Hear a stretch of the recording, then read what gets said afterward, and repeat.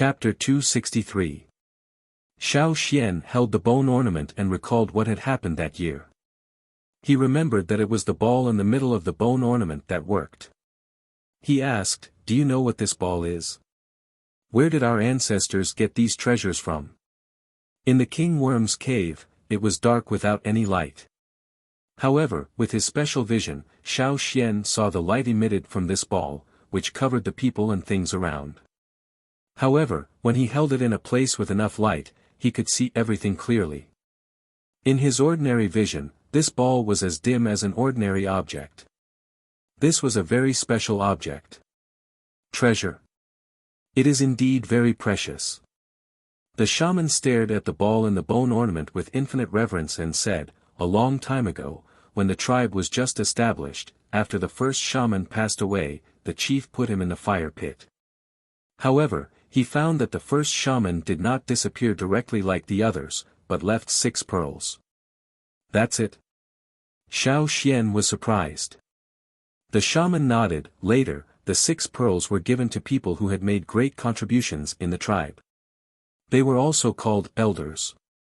Except for the shaman and the chief, they were the 6 people with the highest status in the tribe. They assisted the shaman and the chief.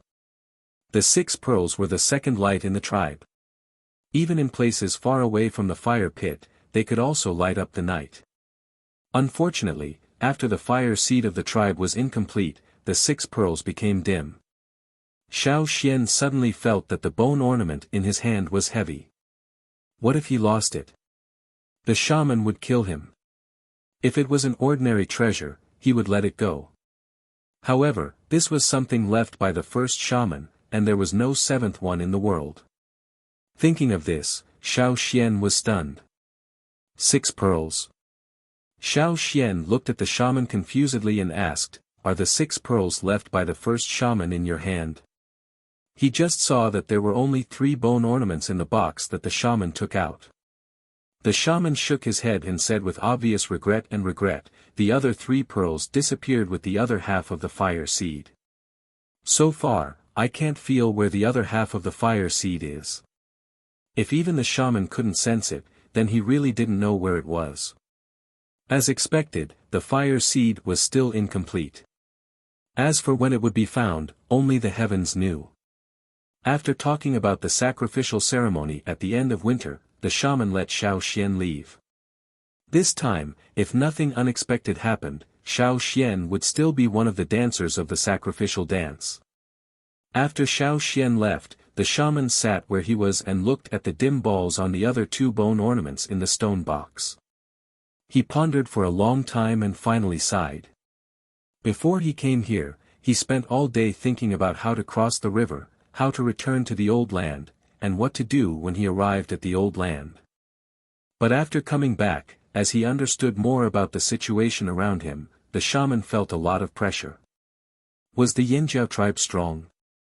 Yes, but only in the past. With their current strength, there was still a gap between them and the several big tribes in the central region. Even if they really fought with the Wuxia tribe next to them, the result might be quite tragic, which he didn't want to see. However, it would be better to wait for the wanderers to awaken during the sacrificial ceremony after winter. Only by becoming stronger could they have a firm foothold.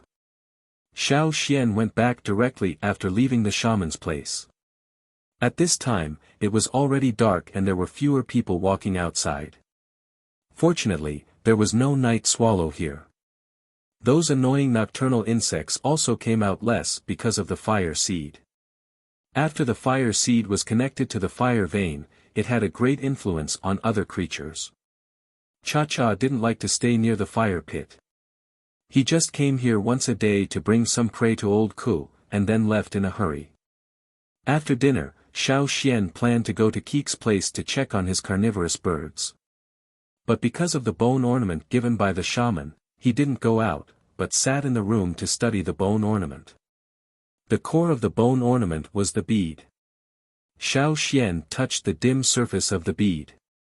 It was not as cold as other items in winter, but it was warm. Such a thing was left by the shaman after he was cremated. If the shaman hadn't told him about it, Xiao Xian wouldn't have thought about it. Xiao Xian knew that this thing was special, but he didn't find anything useful after studying it until he fell asleep. However, after falling asleep, Xiao Xian had a dream. In the dream, a humanoid figure formed by flames slowly became clear. At first, it was only at a relatively far place, but gradually, the person covered in flames walked straight towards him. The figure was getting closer and closer. His facial features could not be seen clearly, and his age and gender could not be determined. It was just a person wrapped in flames. The man opened his arms, just like the shaman when he summoned the fire seed by the fire pit. He seemed to be chanting something, but Xiao Xian couldn't hear it clearly. The shaman? Xiao Xian was like a bystander, watching the man's every move. When Xiao Xian was immersed in such a strange dream, the bone ornament he wore flashed in the dark night, and then dimmed again. As usual. When Xiao Xian woke up the next day, what he saw in the dream was still clear. Looking at the bone ornament hanging around his neck, Xiao Xian wondered if it was a dream from his ancestors. Or was he thinking too much? Shaking his head, Xiao Xian saw that the bead on the bone ornament was still as dim as yesterday. Xiao Xian stopped thinking about it.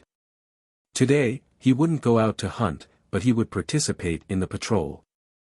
Before the winter, the Wuxia tribe would occasionally come to the border to inquire about things stealthily. After the winter came, they seldom came.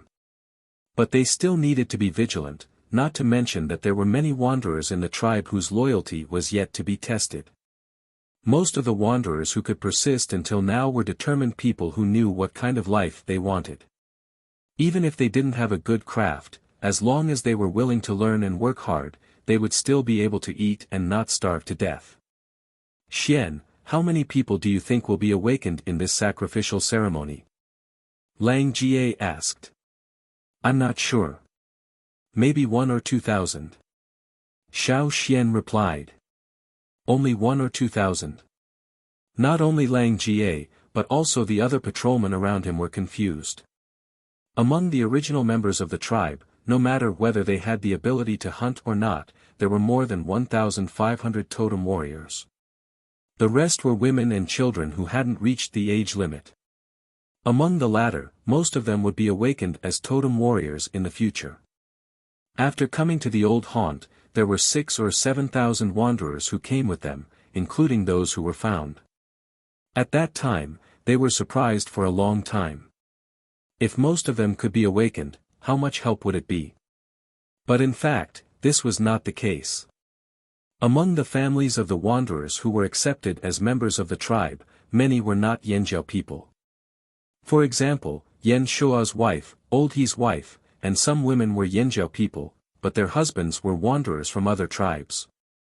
There were many such cases, and they were all registered as members of the Yanjiao tribe. Therefore, strictly speaking, judging by blood, 30% to 50% of the 6,000 or 7,000 wanderers, and then looking at the people who could be awakened, it was estimated that only 1 to 2,000 people could be awakened. Listening to Xiao Xian's analysis, the patrolmen were a little listless. However, among the wanderers who came back, almost half were women. Xiao Xian said. Most of the wanderers who left halfway were men, and few women left. Perhaps, they knew that even if the tribe was facing a crisis, for them, it was the best choice. At the mention of this, Lang Jie and others who were listless suddenly cheered up. This was indeed a good thing. When they were on the other side of the river, there were few women, but the shaman was strict, so there were many bachelors in every generation. In addition, the birth rate was not high, and the environment was difficult, so after so many years, there were still so few people. Among the wanderers who came back now, not only were there many women, but the birth rate was also much higher. For example, Yan Shua's family had 2 children. Now they heard that their living conditions were better, their health was much better, and he had a wife. Seeing this, Lang Jie and others were jealous. As long as there was time, they believed that the tribe would develop quickly. Xiao Xian thought. Suddenly, he stopped and turned to look in one direction. That was where the wanderers of the tribe lived. What's wrong? Lang Jie and others saw this and asked. Xiao Xian said with vigilance and doubt, I always feel that someone is watching me. It's nothing. Everyone knows you. Maybe some girl is interested in you. Lang Jie said and stopped. Xiao Xian's face was serious, and the others stopped joking. They had experienced countless life and death hunts, so their intuition was quite accurate. If they really felt that something was wrong, then something was wrong. Not all of the wanderers who came back were trustworthy. Let's go there and have a look. Lang Jie asked. No. Xiao Xian stopped him, just keep an eye on that area. If his intuition was correct, there were other people hiding among the wanderers who came back this time. In the direction Xiao Xian was looking at, there was an inconspicuous wooden house where the wanderers who had just returned from the tribe lived. How is it? I told you to be careful, but you didn't believe me. In the house, a man who looked simple and honest sat on a wooden stool with his legs crossed and said. But at this time, the simple and honest look on his face was gone, and there was only gloating. Next to the window of the wooden house, a beautiful and slender woman was hiding against the wall. Just now, she was just planning to test the kid, but she didn't expect that the other party had already looked over. Fortunately, she hid quickly and wasn't seen. The woman was about to say something when she heard footsteps coming from outside. They were not totem warriors, so they were relieved. They are looking for me. I have to go out to work. You should be careful. You'd better not go out these 2 days, or we will be found. When the man said this, the teasing look on his face quickly disappeared, and he became simple and honest, with a little bit of dullness. In the following days, every patrol team paid special attention to the wanderers in the tribe.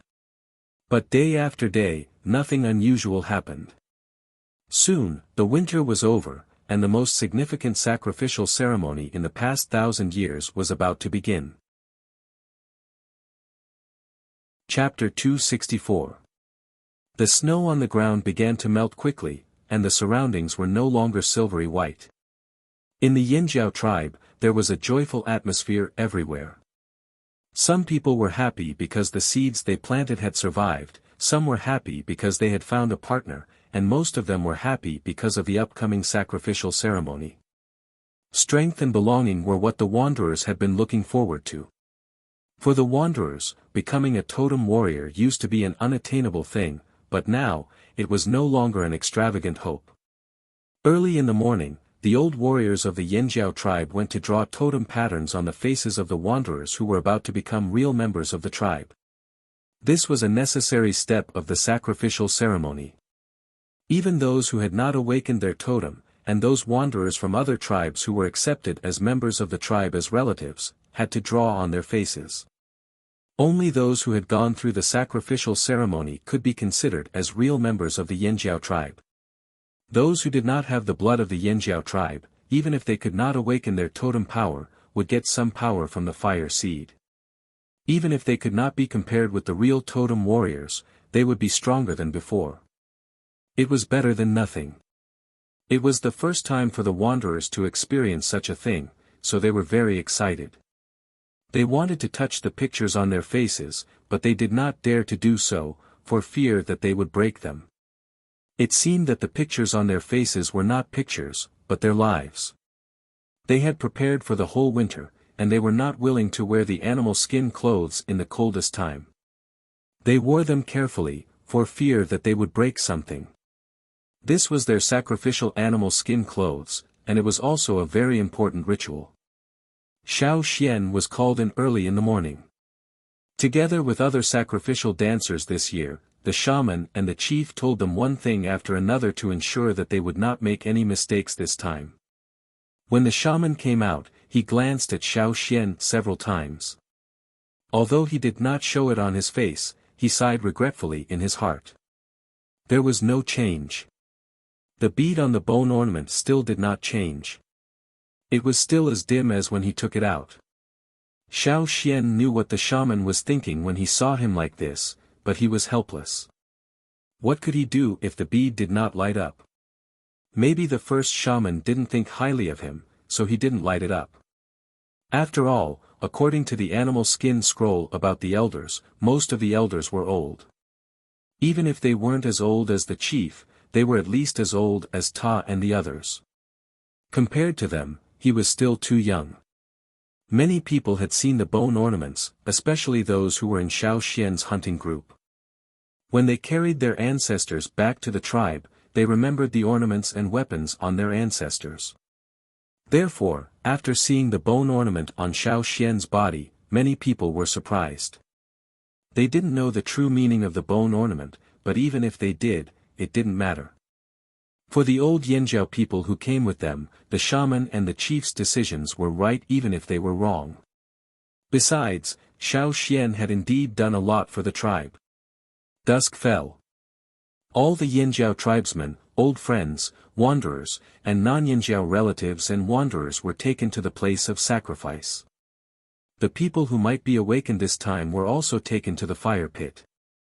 Because of the large number of people, there were several circles around the fire pit. Those who were closest to the fire pit were the youngest. Then they were arranged according to their age. Of course, those who had made obvious contributions to the tribe during their return, such as technical talents in planting, breeding, pottery, etc., were also given the opportunity to move forward. Many people knew that the closer they were to the fire pit, the more power they might get. But no one had any objection to this arrangement. Even if they did, they had to hold it in. Last time, it was to light the fire seed. Today, it was the first real sacrifice in the old land. In the fire pit, a palm-sized flame suddenly rose. It was the first flame of the 3 flames of the fire pit, Soaring Flame. Soaring Flame, the totem appeared. With the appearance of the totem patterns on each totem warrior also appeared. They looked at the direction of the fire pit devoutly. The flame in the fire pit was higher than usual. It seemed to swallow everything around. The 2-horn totem in the fire pit was much bigger than in previous years. The surrounding area was covered with a thick layer of fire color. The shaman stood by the fire pit, raised his arms, and recited the incantation that others could not understand but made their blood boil. Along with the shaman's chanting, the sound of bone and stone music with strong tribal characteristics intertwined. The animal skin drums rose and fell, sometimes fast and sometimes slow. The sacrificial dancers wearing leather and horns also began to dance around the fire pit. The second flame, Flying Flame. The sparks were denser than in previous years. Moreover, unlike in previous years, some of the flames in the fire pit spread out of the fire pit. They extended from the air to the outside of the fire pit and did not touch the ground. 6 fire lines stretched out from the fire pit to the outside. Xiao Xian was dancing attentively. Suddenly, he felt something strange. The totem in his mind was surging violently, and the shell that wrapped the totem also lit up. This was different from before. In order to find out what was going on, he glanced at the bone ornament from the corner of his eyes as he performed the moon in the bottom of the sea pose. He was so shocked that he almost forgot what to do next. The bone ornament lit up. The bead that the first shaman turned into after his death lit up. At first, the bead seemed to reflect the light of the fire pit, but gradually, the dim surface began to brighten. The bead itself also emitted a flame-like light. Xiao Xian paid attention to the bead and had to make sure that the sacrificial dance did not make any mistakes, so he did not pay attention to other things. However, the people who looked at the fire pit were all stunned. Especially those who had seen Xiao Xian's awakening. If they could speak at this moment, they would definitely shout to Xiao Xian, "You're on fire again." It was normal for the sacrificial dancers to surround the fire pit. However, one of the dancers was suddenly on fire, which was very conspicuous. However, seeing that nothing happened to him and he was dancing so happily, the shaman and the chief did not say anything, and the others pretended that they did not see anything. The shaman found that something was wrong with Xiao Xian. Unlike other people who saw the flames on Xiao Xian's body, the first thing he noticed was the bone ornament on Xiao Xian's body. The shaman's raised hand trembled. He could not wait to see if the bead really lit up, instead of reflecting the light of the fire pit. However, he was still in the sacrificial ceremony, so he could not give up halfway. It took him a lot of effort to control himself. The shaman continued to recite the incantation, but the wrinkles on his face trembled because he was too excited. It lit up, right? It really lit up. Even if we did not find the other half of the fire seed, our ancestors still did not abandon us. This was what the shaman thought. He wanted to continue to preside over the sacrificial ceremony calmly. However, with the end of the second flame, the third flame began. In the sea of fire that spread out from the fire pit, a figure gradually appeared on the edge of the fire pit, and the place where the figure appeared was exactly where Xiao Xian was standing. The huge figure gradually became clear, like a giant standing up in the sea of fire, overlooking the Yanjiao people who were kneeling on the ground. No one could see his face clearly. He was just a person wrapped in flames, exactly the same as the one in Xiao Xian's dream that night. Because of the sudden appearance of the flame giant, the shaman froze for a while. The sacrificial dancers around the fire pit could not help but stop. They knew that they should continue to dance, but when they saw the flame giant, they could not help but stop. They stared at it blankly, and had an impulse to kneel down. Xiao Xian also raised his head and looked at the flame giant in front of him. Not only the people around the fire pit, but also the wanderers who could not awaken far away could clearly see the giant standing by the fire pit. What was that? Or, who on earth was that? The shaman thought of a possible answer, but he was not sure. After all, there was no record of this in the records left by the ancestors. The only thing he could be sure of was that this situation was not a threat to the Yanjiao tribe. On the contrary, it was better for the tribe's protection. The third flame of the fire pit was spreading, and its range was almost to the boundary that was drawn. At that time, the third flame of the fire pit should have reached the boundary between the tribe and the ferocious beasts' mountain forest. However, no one paid attention to whether the flame had reached the boundary, or how far it was from the boundary. All their attention was on the flame giant beside the fire pit. The giant, like the shaman, raised his arms. It was a very similar movement, but there was no sound. When the third flame was gradually withdrawn, the surrounding flames faded away. The flame giant who stood up disappeared little by little. Finally, it returned to the fire pit with the flame. Everything returned to normal again. Chapter 265. According to the previous sacrificial procedures, the sacrificial ceremony would be over when the third flame ended. However, tonight was different. Even the newly awakened warriors did not have the time to rejoice over the fact that they had become totem warriors. They were shocked by the flame giant that had just appeared. Although the giant had disappeared into the fire pit along with the retracted flame, the shock that came from the bottom of his heart lingered for a long time. Not only because of the giant flame giant's appearance, but also because of the feeling that the flame giant gave them. After seeing it, they threw away all thoughts and wanted to kneel down immediately. The shaman elder breathed a sigh of relief and looked at the chief Ao. Then they both looked at Xiao Xian. Whether it was the shaman or the chief, their eyes were full of joy. Everyone. The chief Ao's deep voice sounded on the ground, which brought the people who were still immersed in the feeling back to reality. I, Ao, the current chief of the Yanjiao tribe, accept Xian as the elder of the tribe according to the will of our ancestors. Ao said solemnly. After the chief, the shaman also said, I, the current shaman of the Yanjiao tribe, accept Xian as the elder of the tribe according to the will of our ancestors. The people who had just come back to reality were stunned when they heard the chief and the shaman's words. Elder? Did they mean Xiao Xian? They had also heard that there were elders in other tribes, but they were all old men who had made countless contributions in their respective tribes. They were also very strong, and most of them had competed for the position of chief. There were even some tribes that accepted the position of elder after the chief retired, but they had never heard of such a young elder.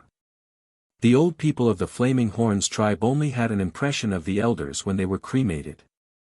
They didn't have much concept of this word, but since the shamaness and the chief said it, it was indisputable. What's more, the shamaness and the chief said, in accordance with the will of the ancestors. That was the will of the ancestors, who could refute? Who dared to refute it? If anyone dared to refute it, he would be beaten up. Xiao Xian handed the bone ornament to the shaman and held a formal conferring ceremony. After that, he told the whole tribe that from now on, Xiao Xian was the elder of the Yanjiao tribe, second only to the chief and the shaman. The shaman held the bone ornament that glowed with flames. His hands were trembling because he was too excited. He could feel a sense of intimacy coming from the bone ornament. It was the power of a junior shaman, the most powerful junior shaman in the history of the tribe. At the same time, the power in his body that had been consumed because of the ceremony was rapidly recovering. In the crowd, Old Ku's face was flushed because of his emotions. His sunken eyes were filled with tears. Who would have thought that the child who came out of the cave, who couldn't even fill his stomach, would become what he was today and obtain such a high status? In the whole tribe, the old people of the Yanjiao tribe had to obey the shaman and the chief unconditionally. Even Ta and Gigu, the two team leaders, couldn't make everyone obey them. But now, there seemed to be one more. According to the shaman and the chief, the elders had a higher status than the team leaders. When the shaman and the chief made important decisions, the elders could also participate and refute. After the conferring ceremony of the elders, the ceremony was over. The new totem warriors were gathered in one place, waiting for the shaman's instruction. The others went back together. From today on, they were no longer wanderers, but real Yanjiao tribesmen. This time, there were less than 2,000 awakened people, including the children who had reached the age and the wanderers who came back. The specific number was still being counted. This was similar to what Xiao Xian had expected. Xiao Xian asked Old Ku and Caesar to go back first. The chief wanted to talk to him about the bone ornaments. The people gathered around the fire pit gradually dispersed. The families of those who succeeded in awakening were very happy. They went back to celebrate with their friends. Except for the children, those who failed in awakening were much less likely to be awakened in the future. A thin woman looked very depressed. She just smiled and said nothing to the comfort of the people around her. There were many people like her, so she was not conspicuous in the crowd. When she walked out of the crowd step by step, her husband was waiting there anxiously. During the ceremony, there were wanderers from other tribes, and her husband was one of them. "How is it?" Seeing his wife coming over, the man strode forward. The woman shook her head. People passing by saw the simple and honest man awkwardly comforting his wife, and they understood. They comforted him and sighed and left. The frustrated couple in people's eyes walked out of the field, went back to their wooden house, and closed the door. The simple and honest look on the man's face disappeared. His face became dignified and helpless.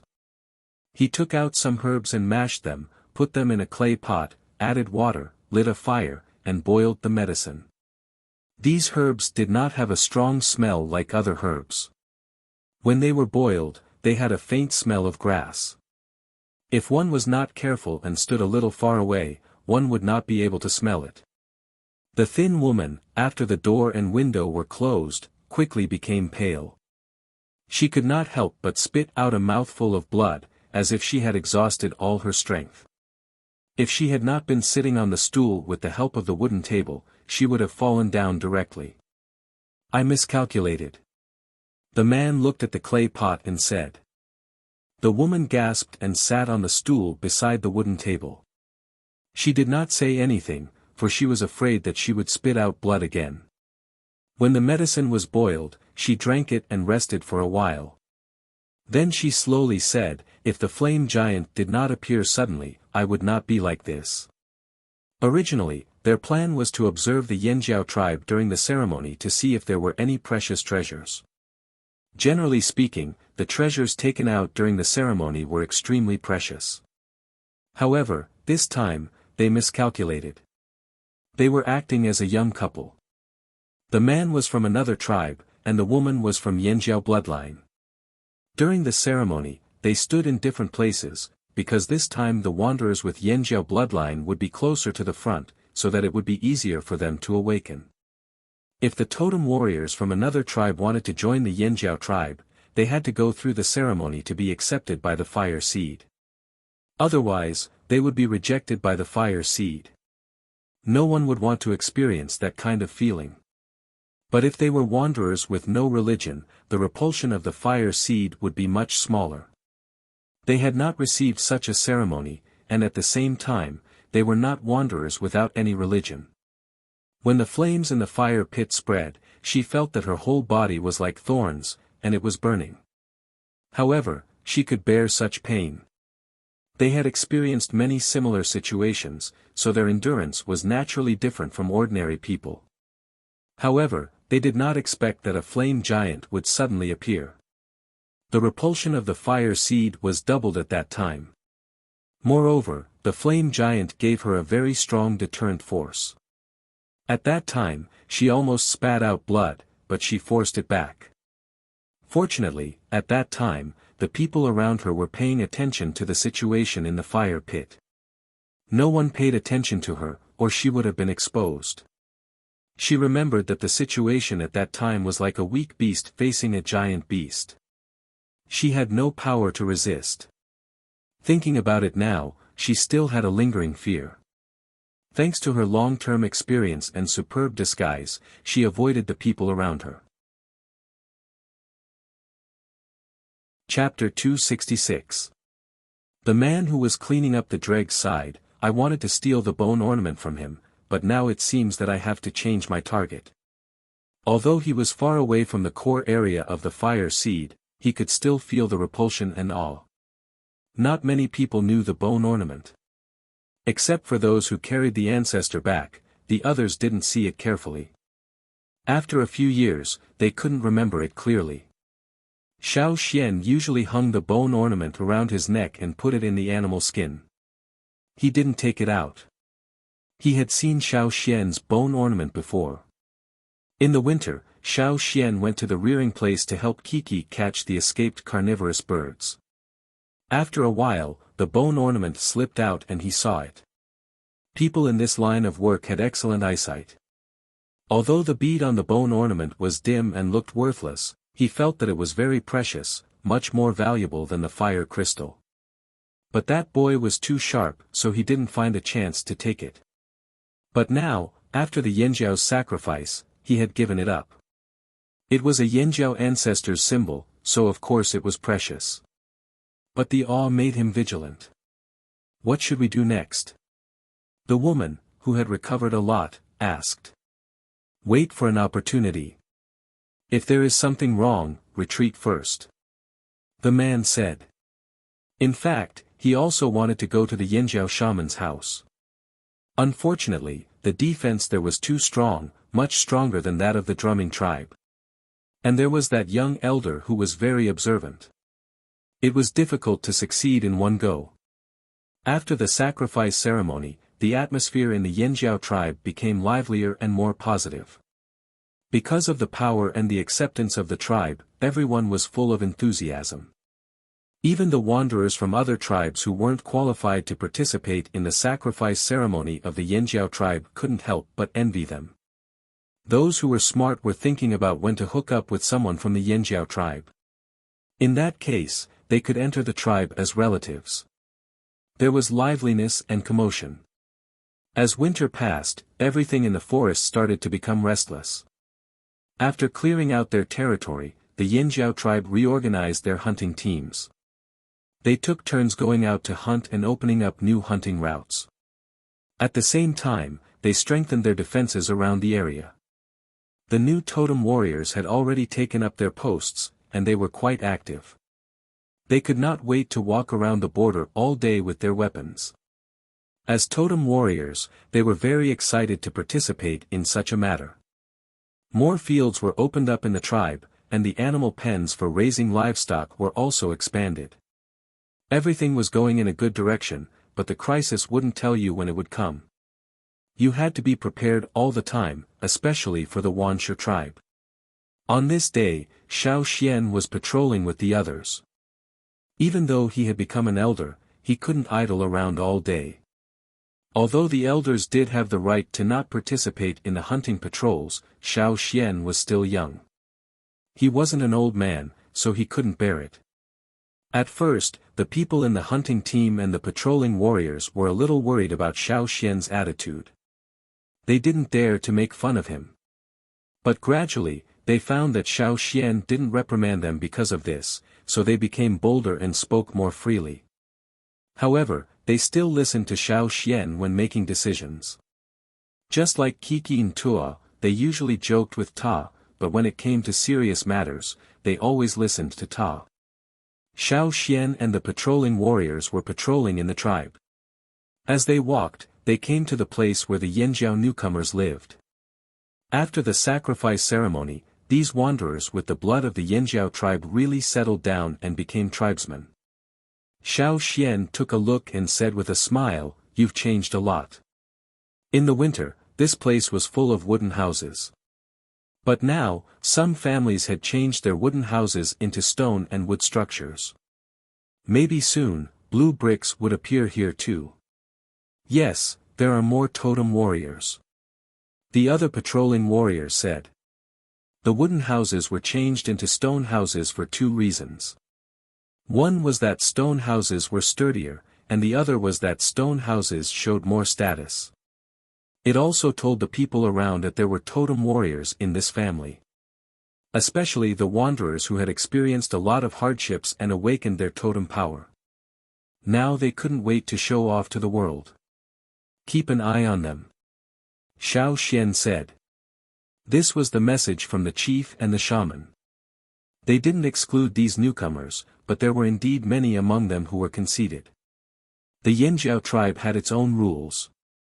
If they broke the rules, even if they were totem warriors, the shaman and the chief wouldn't be soft-hearted.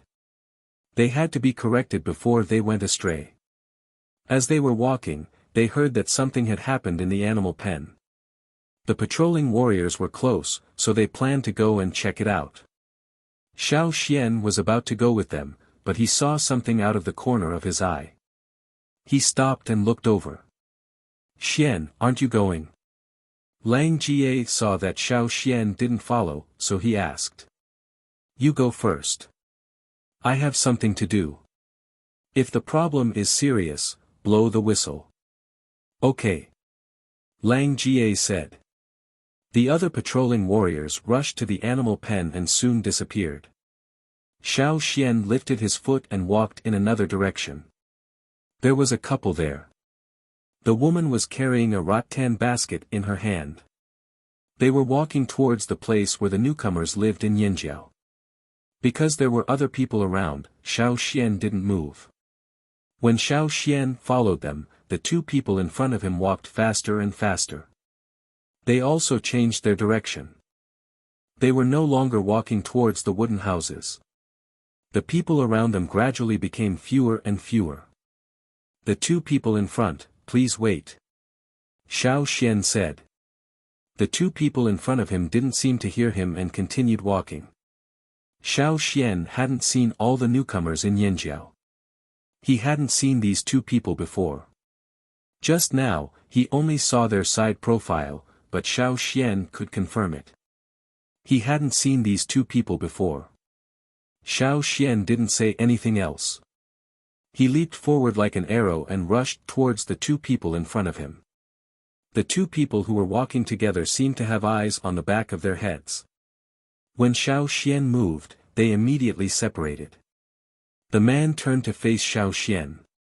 His entire aura changed in an instant. It was as sharp and hard as a blade. He clenched his 5 fingers into a fist and punched towards Xiao Xian. There were no totem patterns, but he had the power and aura of a totem warrior. When Xiao Xian approached, his right hand suddenly changed. His 5 fingers changed from a fist to a claw. With a sudden sharp aura, he attacked Xiao Xian's shoulder from top to bottom. This claw was like a boulder falling down. It was powerful and heavy. Whether it was speed or power, it was much higher than an intermediate totem warrior. Even an intermediate totem warrior might not be able to stay intact under this claw. The weaker totem warrior's shoulder would be directly broken. A wanderer. Which tribe's wanderer would have such an aura and powerful strength? At the same time, the man in front of him gave Xiao Xian a very familiar feeling. Xiao Xian's fist, which was originally swinging, changed in the instant they exchanged blows. His palm flipped from the outside to the inside, and like the agile vines in the forest catching prey, he quickly grabbed his opponent's wrist and threw it. He didn't directly throw the man away. Xiao Xian held him tightly, as if he wanted to smash him directly to the ground. The moment the man landed, he stepped on the ground with one foot. If it was someone else, even if they could stand firm, their feet would have to withstand the force of the crash. If the force was transmitted to the ground, it would not only crack the ground, but it would also leave a pit or deep footprint. After all, Xiao Xian had used his totemic power, and he had mobilized it to the peak in the moment of the attack. It was not easy to bear such a force. However, the man whose wrist was grasped by Xiao Xian didn't step on the ground as Xiao Xian expected. Whoosh, it was like a gust of wind. The dust on the ground was blown away from his feet, and the air waves spread out. It was silent. Chapter 267. The person who should have been thrown to the ground seemed to have transformed from a hard rock into a soft sponge the moment he landed. Xiao Xian could even clearly see the person whose wrists were locked by him undergo an unimaginable change in that instant. The originally tall and strong man collapsed like a pile of soft mud, turning into a flat and round fatty. At this moment, the sound of bones cracking could be heard, accompanied by the sound of air currents. Xiao Xian used to think that these people had special physiques and special abilities. They could change their appearance and disguise themselves as other people, and could even blur the connection between their bloodline totems. That was why they were not discovered by the people in the tribe. However, he still underestimated the person in front of him. While Xiao Xian was fighting with that person, the slender woman who had retreated to the side stared at Xiao Xian in surprise. She knew that Xiao Xian was very sharp, which was why they immediately changed their plan when they found out that Xiao Xian was following them. They did not plan to fool him. Usually, they would avoid the patrol team, especially the ones with Xiao Xian. However, they did not expect to be so unlucky today. They only saw him from afar before he followed them. How did this kid find out? If everyone else was like him, how could they fool the others in the future? Xiao Xian was also paying attention to the slender woman's movements, in case she made a move. However, she did not seem to be in a hurry. After a moment of surprise, she calmed down and stood aside to watch the battle. Looking at the person in front of him, Xiao Xian was shocked. Before Xiao Xian could react, in the next moment, the other party's ferocious and murderous aura disappeared. Xiao Xian felt the wrist in his hand tighten. Before he could grab it again, the person quickly slipped away. The person who broke free from Xiao Xian's grip smiled. His face was distorted because of his broken bones. Under normal circumstances, there would be a hint of pride and arrogance. However, when he smiled in this state, it was strange and terrifying. Just as Zhang Xian was about to say something, the smile on Zhang Xian's face suddenly froze as he turned his gaze to the sky. He was annoyed in his heart. Oh no, I forgot that there was a bird in the sky. The communication between the members of the patrol team was not limited to just whistling. Sometimes, the two birds in the sky would also play a role. Right now, Cha-Cha wasn't in the tribe, but Gigu's snow was. It was precisely this snow that silently went to call for help. Someone's coming. Let's go. The slender woman next to him stomped her feet on the ground and shot out like an arrow. She didn't look as delicate as she usually did. Although his body looked weak, it was actually hiding a great amount of explosive power. The man who was fighting with Xiao Xian also quickly left the place, but the husband and wife went in different directions. The moment the two of them left, Gigu appeared with 10 or so people. They split into two groups and chased after them. Xiao Xian didn't chase after them. He knew that with the strength of the two people, it would be difficult for Gigu to catch up. He was now certain that the man who fought with him was the one he met at the drumming tribe last year. Perhaps, he had stolen something from the drumming tribe. What made Xiao Xian feel strange was that these two people didn't reveal any real killing intent, whether it was at the drumming tribe or when they were hiding in the Yanjiao tribe. Xiao Xian didn't use his sword just now. He had left some leeway. Not long after, Gigu and the others returned. From his expression, it was clear that they didn't catch up. How was it? Xiao Xian asked. They ran. I saw them run out of the forest. Gigu said. The white falcon in the sky also returned. It also didn't manage to track them. Those two, are they also robbers? Gigu asked. Should be. Xiao Xian answered. Gigu's expression became worse. He sent more people to strengthen the patrols in case the two came back again. They went to the place where the new Yanjiao people lived. Xiao Xian described the two people's faces and figures. Not long after, with the help of the people there, they found the place where the two impersonators lived. Here. Gigu kicked the door open without hesitation. Some people around heard the noise and looked over. They didn't know what was going on, but they recognized Gigu and Xiao Xian. One was the chief of the tribe, and the other was a young elder. They were both people of high status in the tribe, so they didn't dare to ask. Xiao Xian whispered something to Tuo and walked into the house. Tuo didn't follow him in immediately. Instead, he revealed to the people around that the couple living here had secretly left and stole something from the tribe before they left. He didn't tell them the real truth. If they knew that there were people from other tribes in disguise, it might cause panic. These new people, who had just settled down, could overthink things and even suspect each other. This was not what the shaman and chief wanted to see. So Xiao Xian asked Tuo to reveal only a little. Knowing that they were defectors, the others were filled with righteous indignation. Those who had more contact with the couple also said a lot of things about them. At the same time, they separated themselves from the two for fear of being misunderstood. They would never be defectors. In the house, Xiao Xian looked at the furnishings inside.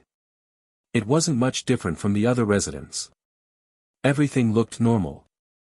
Gigu looked around and listened to the information provided by the people around. If he guessed right, these two people had been hiding in the tribe before winter. They hadn't been discovered for a whole winter, and they even went to the ceremony with them. If the two of them caused a ruckus during the ritual, thinking of this, Gigu and the others couldn't help but break into a cold sweat. Then they became so angry that they smashed the wooden table next to them. Xiao Xian and Gue he searched around the house but didn't find anything useful.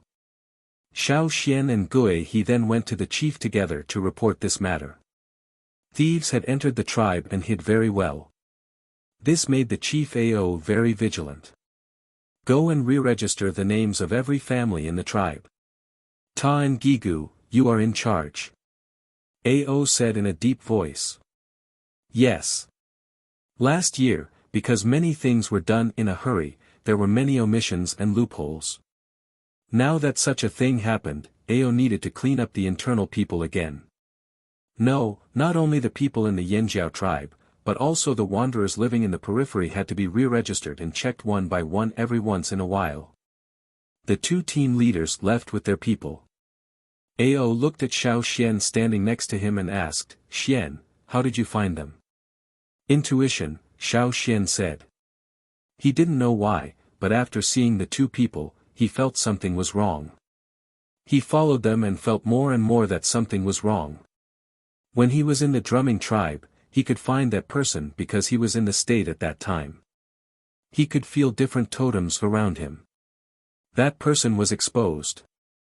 After that, Xiao Xian rarely had that state.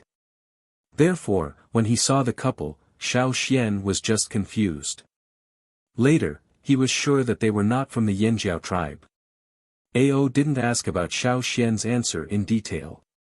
He thought about the two people in disguise again.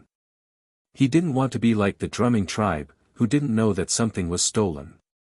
I will send more people to the shaman's place. You should be more careful. When Ao said this, he glanced at Xiao Xian's neck.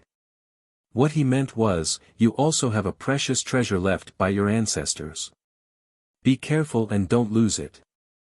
After leaving Ao's place, Xiao Xian walked around with the patrolling people. When he passed by the residential area of the Yanjiao newcomers, he left the team and planned to go there again to see if he could find any clues. It was a wooden house similar to the surrounding area. In the house, there was a wooden table broken by Gigu.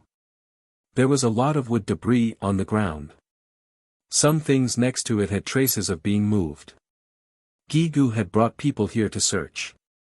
The wooden house was about 20 square meters. The furnishings were simple and easy to see at a glance.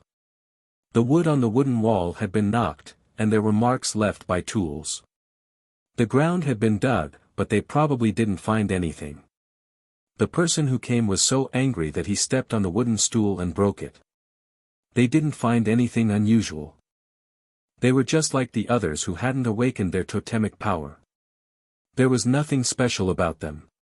No, there was something special. Xiao Xian sniffed carefully. Because he had been exposed to a lot of herbs with the shaman, he had a better ability to distinguish herbs. There was a faint smell of grass. It wasn't bitter medicine, so it wasn't easy to detect. Next to the stove made of simple stones, there were some light green debris. Xiao Xian dipped his finger in it and sniffed. Those two were injured. It should be a recent injury. Thinking of the sacrifice a few days ago, Xiao Xian wondered if it was caused by the repulsion of the fire seed during the sacrifice. But why were thieves so bold nowadays? They were willing to experience the repulsion of the fire seed just to steal something. How dedicated. If the two who escaped knew what Xiao Xian was thinking, they would definitely curse him. If it wasn't for you, they wouldn't have been injured to the point of vomiting blood. After looking around, other than the medicinal dregs, he didn't find anything suspicious. Xiao Xian was about to leave, but before he left, Xiao Xian thought for a while and turned back. Using his special ability, he scanned the house.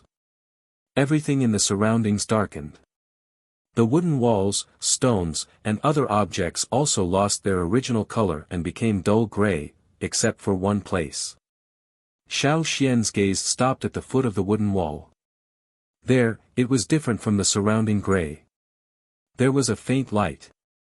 It wasn't bright, but compared to the surrounding gray, it was very obvious.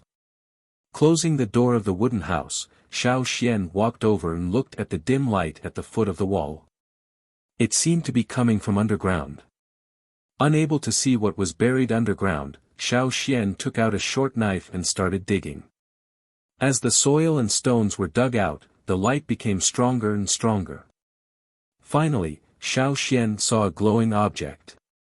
Exiting his special vision, Xiao Xian looked at the object in his hand.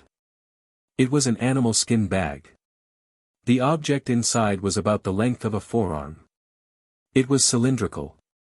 He opened the animal skin bag and took out the object inside. It was a wooden cylinder. He couldn't tell what species it was. It wasn't bamboo, but it wasn't the ordinary wood Xiao Xian had seen before. It was slightly harder. There was a wooden plug at one end of the wooden cylinder. It was tightly plugged. There was a golden mark near the mouth of the wooden plug. It was the color of gold powder. Was there such a shiny gold pigment? Or was it some kind of metal? Could it be that these two people had stolen the treasure from some tribe? Xiao Xian was curious and wanted to pull out the wooden plug. Although it was just a wooden plug, it couldn't be pulled out without a bit of strength. At least, an ordinary wanderer wouldn't be able to pull it out. In order to prevent the thing inside from falling out, Xiao Xian pulled out the wooden plug with force. The wooden cylinder was filled with golden powder. If it was placed in front of Yang Guang, it would definitely be dazzling. Gold? No, not gold. It wasn't even any metal. Xiao Xian weighed the wooden cylinder slightly and used the stone knife to pick up some. The gold powder wasn't as heavy as metal or stone. It was more like wood. Golden wood? It wasn't dyed, but naturally golden. What kind of tree was golden? Xiao Xian really didn't know. But what was the use of the gold powder? Was it worth it for the two to bury it so carefully? They probably buried it when they built the house. Generally speaking, if those two people wanted to sneak into the Flaming Horns tribe, they would hide the things they stole in a hidden place, and then sneak in. However, it could also be that the things they stole were too precious, so they didn't dare to casually leave them. They had to bring them with them. In the Yanjiao tribe, they were afraid of being found and suspected, so they hid it at the foot of the wall in the house. They hid it quite well. The golden color on the wooden plug was the gold powder in the wooden cylinder. This meant that the wooden plug had been pulled out, but it had been a while. Xiao Xian dipped some gold powder and waited for a while. He didn't feel any pain, so he became bolder. In his special vision, the wooden cylinder and the gold powder in it all had a little light. The gold powder's light was a little brighter than the wooden cylinder's, but it wasn't the brightest. The real light source was still inside. Looking around, Xiao Xian took a wooden plate. There were many flaws on the wooden plate. It wasn't perfect. It looked like it was made by someone who wasn't skilled enough. People who saw it wouldn't doubt the real strength of the two people. In terms of details, the two people did a good job. After wiping the wooden plate, Xiao Xian poured out the gold powder from the wooden cylinder. When the gold powder fell on the wooden plate, it made a fine sound like sand, but it wasn't as heavy as sand. When the gold powder was poured out, a square, dark green object was poured out along with the gold powder. Xiao Xian carefully pinched a corner of the object out of the gold powder. It looked like a part of some kind of leaf, but it was cut into a square. There were cut marks on both ends, but not on the other sides. The veins on the leaf could be clearly seen. Xiao Xian felt that the wooden cylinder was very old, but this leaf looked like it was newly plucked. It didn't look withered at all. Sniffing it carefully, he could even smell the light scent of plant leaves. This scent was shocking. Even though it wasn't strong, it made people feel refreshed. It was as if all the fatigue in the body had been dispelled. What made Xiao Xian even more curious was the drawing on the leaf. He couldn't tell what it was. The lines were twisted and messy, and it didn't look like a drawing. Words? It didn't look like one either. Xiao Xian carefully blew away the gold powder that covered the leaf. He wanted to see the drawing more clearly, but as he looked, he realized that the golden words formed by the gold powder on the dark green leaf were gradually fading. Xiao Xian didn't blow anymore. The surrounding doors and windows were tightly shut. Even if the wind blew in, it wouldn't disperse the gold powder so quickly. Moreover, the gold powder on the wooden plate was fine. Only the gold powder on the leaf was fading quickly. Xiao Xian wanted to bury the leaf back into the gold powder. He wondered if it would be better and stop the dispersal of the gold powder. However, before he could do anything, his vision turned black and he lost consciousness. Chapter 268. In fact, the couple who escaped from the Yanjiao tribe did not go far. They originally thought that if they could not hide in the Yanjiao tribe, they could hide in the peripheral wanderers area. However, not long after, the Yanjiao people began to check the list of wanderers one by one. Let's wait for the right time. There will always be people who leave. Then it will be our chance. Yes. The thin woman had become plump, and her face had changed. Even if they were found, no one would think that they were the traitors. Thinking of something, the woman suddenly asked, "What about that thing?" "What thing?" "The longevity leaf." The woman gritted her teeth. Hearing this, the man suddenly understood and then said indifferently, "It's okay. When the wind blows over, we will go back and dig it out." "If it is dug out." The woman was worried. They had picked up the treasure when they were hiding something. It was in an underground cave, and there were a few skeletons beside it. They didn't know which tribe they belonged to, but judging from the hardness of the bones and the degree of preservation, these people must have been very powerful warriors in the past. The treasure was next to the skeletons. Whether it was the treasure itself or the people who had been dead for a long time, there was no sign of any tribe. After an unknown number of years, the wooden cylinder had already changed color. However, the leaf inside was still fresh. That was the longevity leaf. It was said that the leaf would not rot after 10,000 years. It could be kept fresh for 10,000 years. A long time ago, the shamans of the tribe used it to record the inheritance. However, there were very few longevity leaves that had been passed down. Now, almost no one had seen the longevity leaf, let alone looking for the rare plant that was thought to be extinct. They had only heard about it before, but had never seen it with their own eyes. However, when they saw the leaf, they were both shocked. After the shock, they were happy. If they could get this treasure, maybe their ranking in the robbers would rise a lot. It was a pity that they could not understand the strange lines on the leaf. Because he was too curious, he didn't feel at ease leaving it outside. So when he sneaked into the wanderers of the Flaming Horns tribe, he took it with him. Anyway, it would not be conspicuous if it was wrapped in a tattered animal skin. After entering the Yanjiao tribe, they had also locked themselves in the room and secretly studied it for a long time, but still failed to discover the hidden mystery. Perhaps, only the shaman of the tribe could explain it. Who would think of digging up things there? Even if they tore down the house, they might not be able to dig it out. Even if someone finds it, we can just steal it back. Besides, how can it be so easy to find it? Even if they find it, they might not be able to understand it. How can it be easy to use longevity leaves to record it? That's true. The woman was relieved. However, the two men did not know that the things they had buried in the house had already been dug out by Xiao Xian. On the other side, Xiao Xian was unaware of the outside world.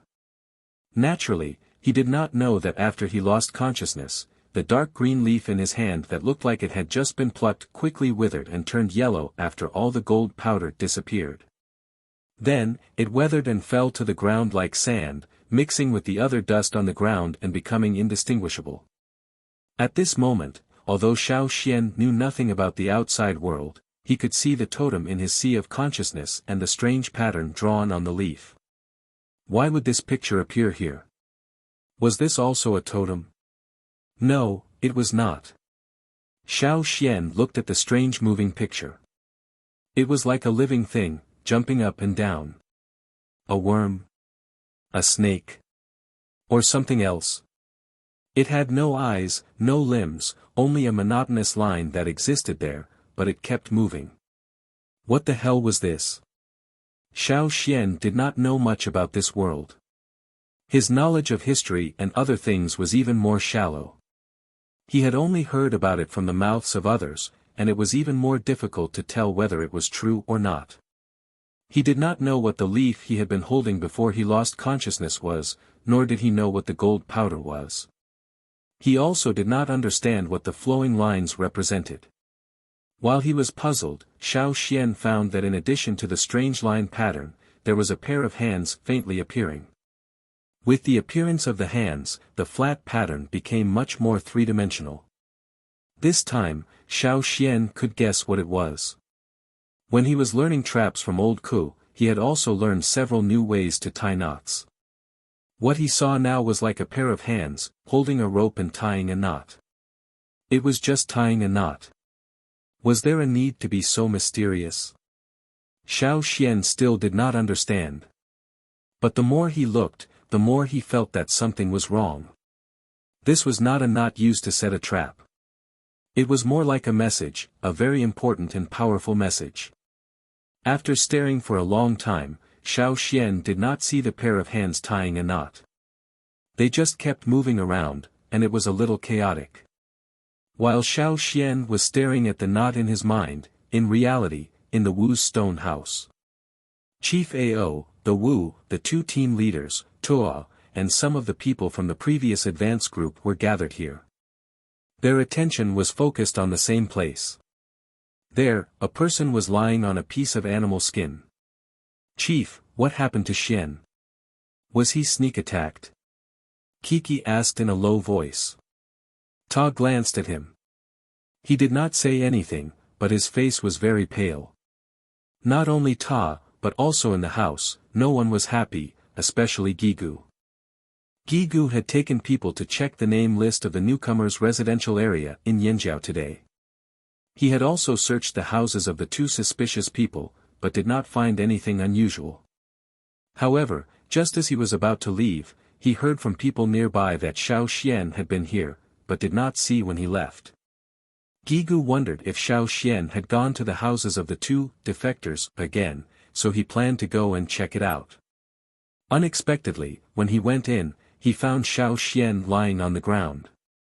He was so scared that his hair almost stood up. Xiao Xian had just been appointed as an elder. If something happened to him, the Wu and the chief would definitely go crazy. Fortunately, Xiao Xian was breathing normally. However, no matter how hard they tried, they could not wake him up. Gigu had to bring Xiao Xian to the Wu for help. However, even the Wu could not wake Xiao Xian up. Gigu told the Wu and Ao what he had seen after entering the wooden house, including the newly dug hole near the foot of the wall, the empty wooden cylinder on the ground, and the gold powder in the wooden plate. The two team leaders suspected that the two defectors had come back and wanted to dig up the buried things, but Xiao Xian had bumped into them and knocked Xiao Xian out. However, it did not make sense. There were no wounds on Xiao Xian's body. It did not look like he had fought with anyone. Besides, if the two defectors could knock Xiao Xian out so easily, why didn't they just kill him? Unable to come up with an explanation, the others could only remain silent. The Wu dipped the gold powder in the wooden plate that Gigu brought over and rubbed it with her fingers. Her eyes flashed. He moved. Look, Xian moved. Gigu, who had been staring at Xiao Xian, exclaimed. Everyone looked at Xiao Xian, who was lying on the animal skin. They saw Xiao Xian's fingers on both sides of his body moving. There was no pattern to it, but it seemed to be caused by a conscious reaction. But soon, the trembling fingers moved a little more, and his wrist moved from time to time. At the same time, Xiao Xian seemed to be enduring something very strenuous. His physical strength was quickly consumed, and his face was covered with sweat. He did not fight or do anything else. He was just lying there. How could his physical strength be consumed so quickly? Everyone was surprised. Did he have a nightmare? Kiki whispered. This man was so scared that his forehead was covered with sweat. Was he hunting ferocious beasts in the forest in his dream? Looking at Xiao Xian's hand movements, the Wu felt that it was not like what Kiki had said. It seemed to be somewhat familiar. Thinking of something, the Wu's pupils shrank. She raised her hand and waved at the others. She wanted to drive them away. The two team leaders drove the others out, and intended to go back into the room to check on Xiao Xian. However, they were blocked by Ao, who came to close the door. He did not want to let them in. Ta opened his mouth and wanted to say something. However, his father stared at him, and he became quiet. He turned around and went out with Gigu. After the others left, Ao closed the door and came over. Seeing that Xiao Xian did not wake up, he asked the Wu in confusion, "What do you think?" The Wu stared at Xiao Xian's hand movements, and sighed helplessly. Look at his hand movements. They are not like fighting or anything else. They are like knots. Knots? Ao was even more confused. A long time ago, before the written language appeared, the ancestors of the tribe used knots to record things. Knots, teaching, and reading were like an early language. It was a popular way of communication and inheritance at that time. It was also called conclusion by the later generations. When writing gradually appeared and became popular, it gradually replaced the position of knots to record things and became the mainstream medium of communication within the tribe and between tribes. In the end, it led to the withdrawal of knots to record things, and the conclusion was hard to find. Even in the Flaming Horns tribe 1,000 years ago, they were mainly written in words and patterns. All the records were written in pictures. It could be said that now, except for the Wu of the tribe and his successors, no one would learn knots. You taught Xian the conclusion. Ao was surprised. Since Xiao Xian was not the candidate for the next Wu, why did he teach him the conclusion? The Wu shook his head. I have never taught him. Could it be Guizhe? Absolutely impossible. Without my permission, Guizhe would not make a decision. The Wu did not finish his words. He was just suspicious, because if Xiao Xian's hand movements were related to knots, it was too complicated. It was different from ordinary knots. If you did not teach him, where did he learn the conclusion? Ao was not suspicious of Xiao Xian's intentions. He was just confused. In his opinion, knots to record things had long been eliminated. It was useless to learn it. If he had the time, he might as well go hunting. Just as Ao and the Wu were talking, Xiao Xian suddenly opened his eyes. Just now, in the sea of consciousness, he saw the hands gradually disappear. He left that state and gradually regained his senses. He also felt more and more exhausted and sleepy. Chapter 269. When he opened his eyes, his consciousness was still a little blurry. It took him a while to focus. The shaman and the chief appeared above him. Xian, how are you? Ao asked. Xiao Xian struggled to sit up. He took a glass of water from the shaman and drank it. After a while, he said, I'm fine. You don't look like you're all right. Ao thought. After drinking a few more glasses of water, Xiao Xian felt that his strength had recovered a little. He told the shaman about what he found in the wooden house. He didn't mention his special ability, just his intuition. Ao was relieved. It was good that he wasn't attacked. That's it. The shaman took the wooden plate and the wooden cylinder with the gold powder. Yes. And the leaf? Xiao Xian asked. The shaman and Ao looked at each other and shook their heads. I'll call Gigu and ask him. No, I'll go to the wooden house myself. Ao said. Gigu wouldn't lie.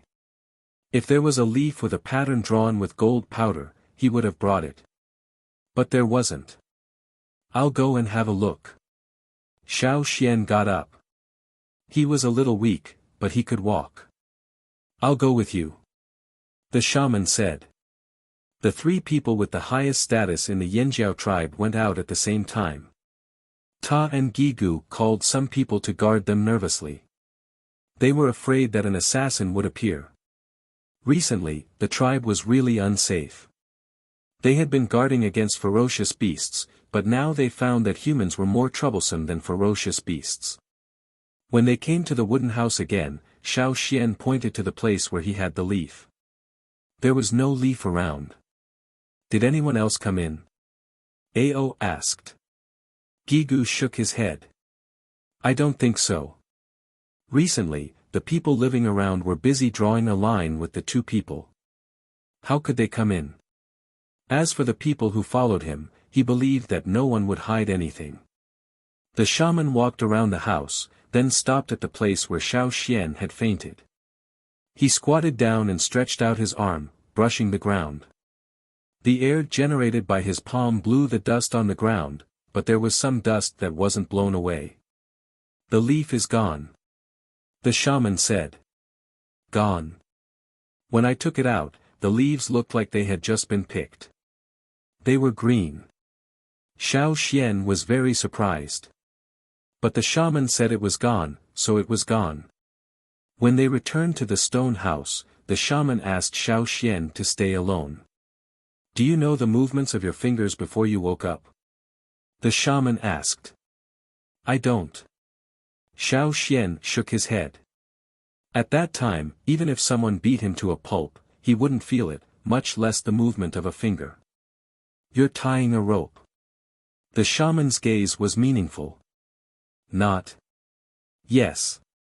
The shaman told Xiao Xian about the history of knots and knots. These were all mentioned in the precious records left by the ancestors.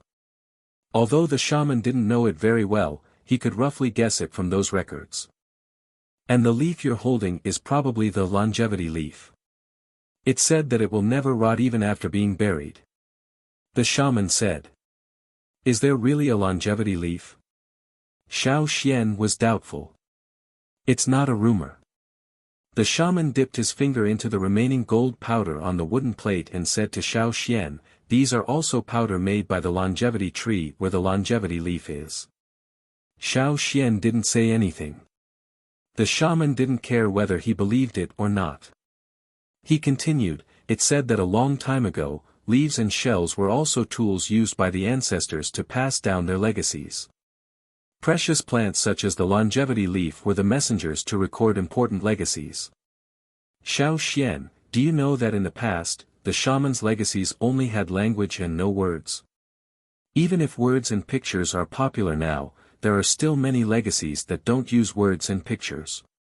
For example, I'll pass on some of the abilities to Guizhe in the future. Such legacies, even if recorded with words and pictures, will be destroyed. They only exist once. When the receiver absorbs them, there will be no words for others to read in the world. Naturally, there won't be a second person who can obtain such legacies. You mean that the longevity leaf is the legacy of a certain shaman? Xiao Xian asked. Yes. Between different tribes, because of totems and fire seeds, legacies should be isolated and rejected. But why wasn't I rejected? Xiao Xian asked. He took a look at the leaf and fell down. And the one who completed his messenger's mission, the leaf that people said would never rot even after being buried, had already dispersed. The shaman couldn't answer. He didn't know many things and couldn't give an answer. So, I inherited the legacy of that leaf? I don't know what it was. I only saw a pair of hands holding a rope and tying knots. But they kept going around and never completed a knot. Xiao Xian described the scene in his sea of consciousness, hoping to get some hints from the shaman. The shaman stroked his beard. He had already pulled out 2 strands, but he still couldn't figure out what it was. Tomorrow, go to Guizhe's place and ask her to teach you the knots. The shaman said, before the appearance of words, knots were used to record things. After the appearance of words, stone bones and wood skin, the method of inheritance has always been changing. The ancient knots, in my opinion, are very mysterious.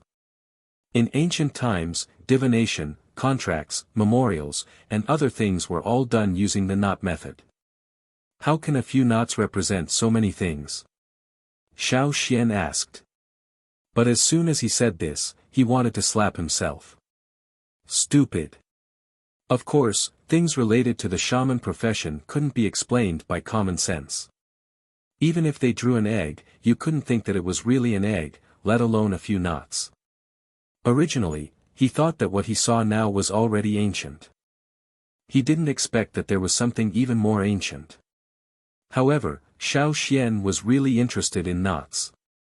He wanted to understand what kind of message the leaf was trying to convey. The letters were all made of longevity leaves. How precious were the things that were sent on them. The next day, Xiao Xian went to Guizhe's medicine house.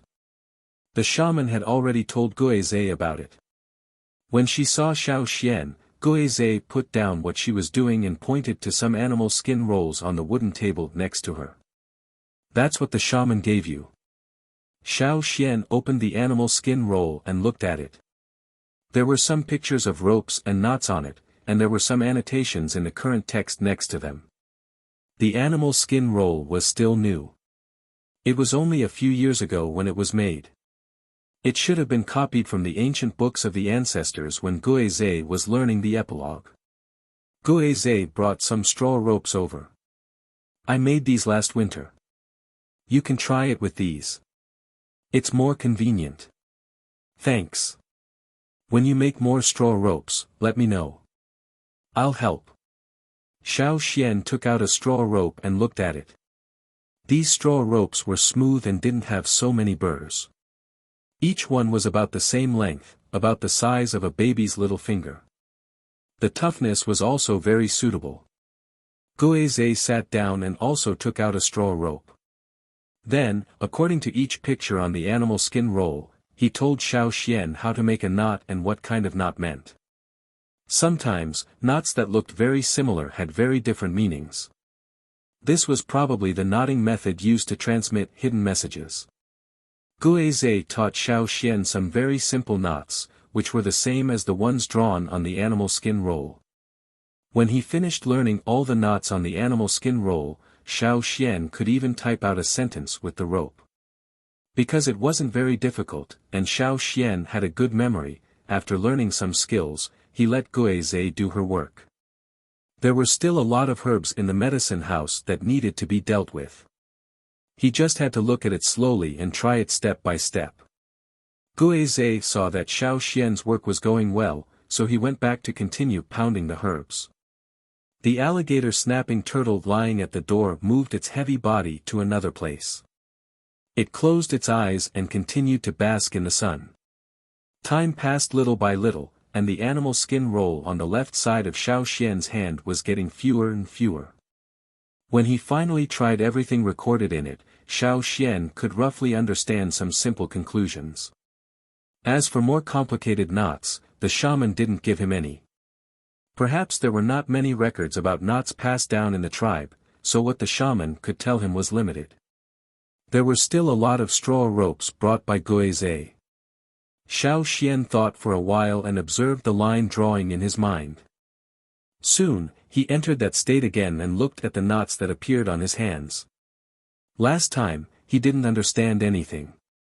This time, Xiao Xian at least had some foundation. However, gradually, Xiao Xian realized that this was different from the conclusions he had just learned. Perhaps it wanted to express another meaning. According to the shaman, knots were used in many aspects in ancient times. If one method didn't work, there were other methods. There were knots for divination, knots for contracts, and so on. Since it didn't look like an ordinary record, could it be a divination or something else? Xiao Xian continued to observe the movements of the hands. When he got out of that state, he weakly moved his neck and felt that something was wrong with his hands. He looked down and found that his fingers were tied by the straw ropes. He didn't know how the ropes were tied, but all 10 of his fingers were tied by the straw ropes.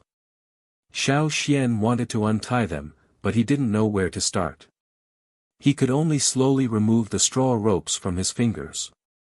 When all the straw ropes in his hands were removed, the straw ropes had been twisted into a ball and couldn't be untied. Xiao Xian tied the straw ropes into a big knot and threw it to the alligator snapping turtle. The alligator snapping turtle, who was basking in the sun, slowly opened its eyes and saw the straw rope next to it. It opened its mouth and bit it, slowly chewing. Xiao Xian paused and recalled the movements of the hands he had just seen. He took another straw rope and continued. Failure. Failure again. Failure again. The straw ropes were twisted into messy straw balls that couldn't be untied and thrown to the alligator snapping turtle. No matter how fast Xiao Xian tied the rope, the turtle still maintained its original slow speed of chewing the straw ropes. Therefore, as Xiao Xian's speed became faster and faster, the messy straw balls next to the alligator snapping turtle also became more and more. Guizhe, who was grinding medicine, glanced at Xiao Xian from time to time and thought, isn't Xiao Xian very smart? How can he tie all his fingers with a knot? Xiao Xian only stopped when there were only about 10 straw ropes left. Wiping the sweat on his face, Xiao Xian walked out of the medicine house, exhausted. He would continue tomorrow. He didn't believe that the message sent by the bansui leaf could only produce a messy straw ball. Chapter 270. After that, Xiao Xian didn't use the straw ropes provided by Guizhe anymore. It was too wasteful. He used ordinary straw ropes to practice knotting. Although they were rough and burly, he didn't feel bad if they were broken. If he couldn't untie them, he could just use them as firewood. For 5 days in a row, other than patrolling and hunting, Xiao Xian spent the rest of his time trying to knot ropes. Old Ku didn't understand why Xiao Xian was so obsessed with playing with straw ropes, but since Xiao Xian insisted, he didn't say anything. No matter how big or small the straw balls were, they were all used as firewood. After failing again, Xiao Xian was a little discouraged. He removed the straw balls that were tied to his fingers and threw them aside. He picked up a gourd filled with water and gulped down a few mouthfuls. It was just knotting a rope, but he was tired and sweaty. However, it was much better than a few days ago. He could go out and run for a while after a whole day. If it was the first 2 days, he could walk, let alone run. Xiao Xian took some time to go to the shaman's stone house and told him about his troubles with knotting ropes. It just feels wrong. Every time I play, my hands are tied. Xiao Xian said.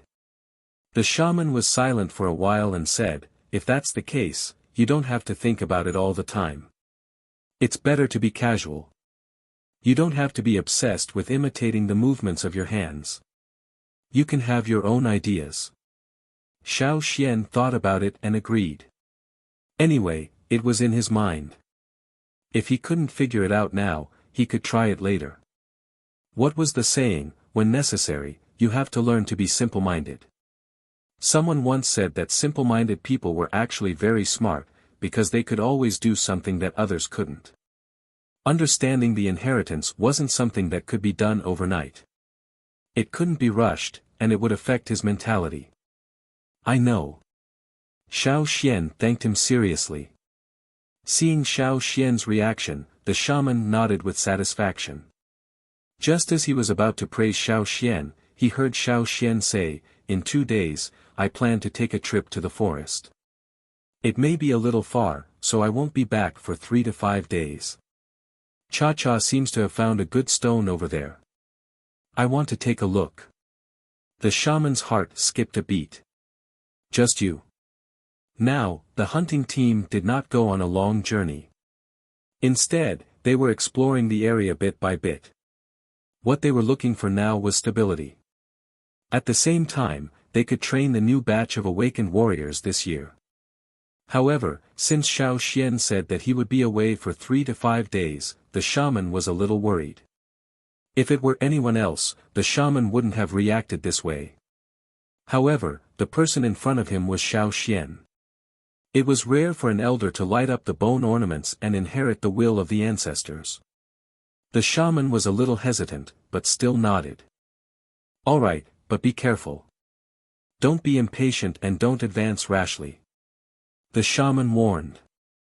I know. Don't worry, Xiao Xian promised. Hearing these words, the shaman was so worried that he wanted to pull off all his beard. 2 days later, Xiao Xian left the tribe on Cha-Cha's back with the polished stone tools and food. After flying away from the tribe for a day, Xiao Xian walked directly in the forest. Cha-Cha needed to guard against other birds that suddenly appeared in the sky, and Xiao Xian didn't want to be a hindrance in the air. Walking in the strange forest, this was not the border area where the tribe first entered the forest. They were already deep in the forest. The surrounding environment was dangerous. With years of hunting experience and a better premonition than others, Xiao Xian was very sensitive to the hostile gazes around him. Even if they didn't have any murderous intent and only focused on Xiao Xian would be alerted as soon as they came within a certain range in the forest. The forest here was very humid, as if there was fog. The mountains in the distance were also hazy, faintly discernible. In this place, even a small beast or a small mountain was very dangerous. Further ahead, they walked into another forest. Tall and dense branches blocked the light from above. The place where Xiao Xian walked was very gloomy. Not far away, there was a hostile roar. He didn't know what kind of beast it was, but it was hiding behind the thick grass in the forest.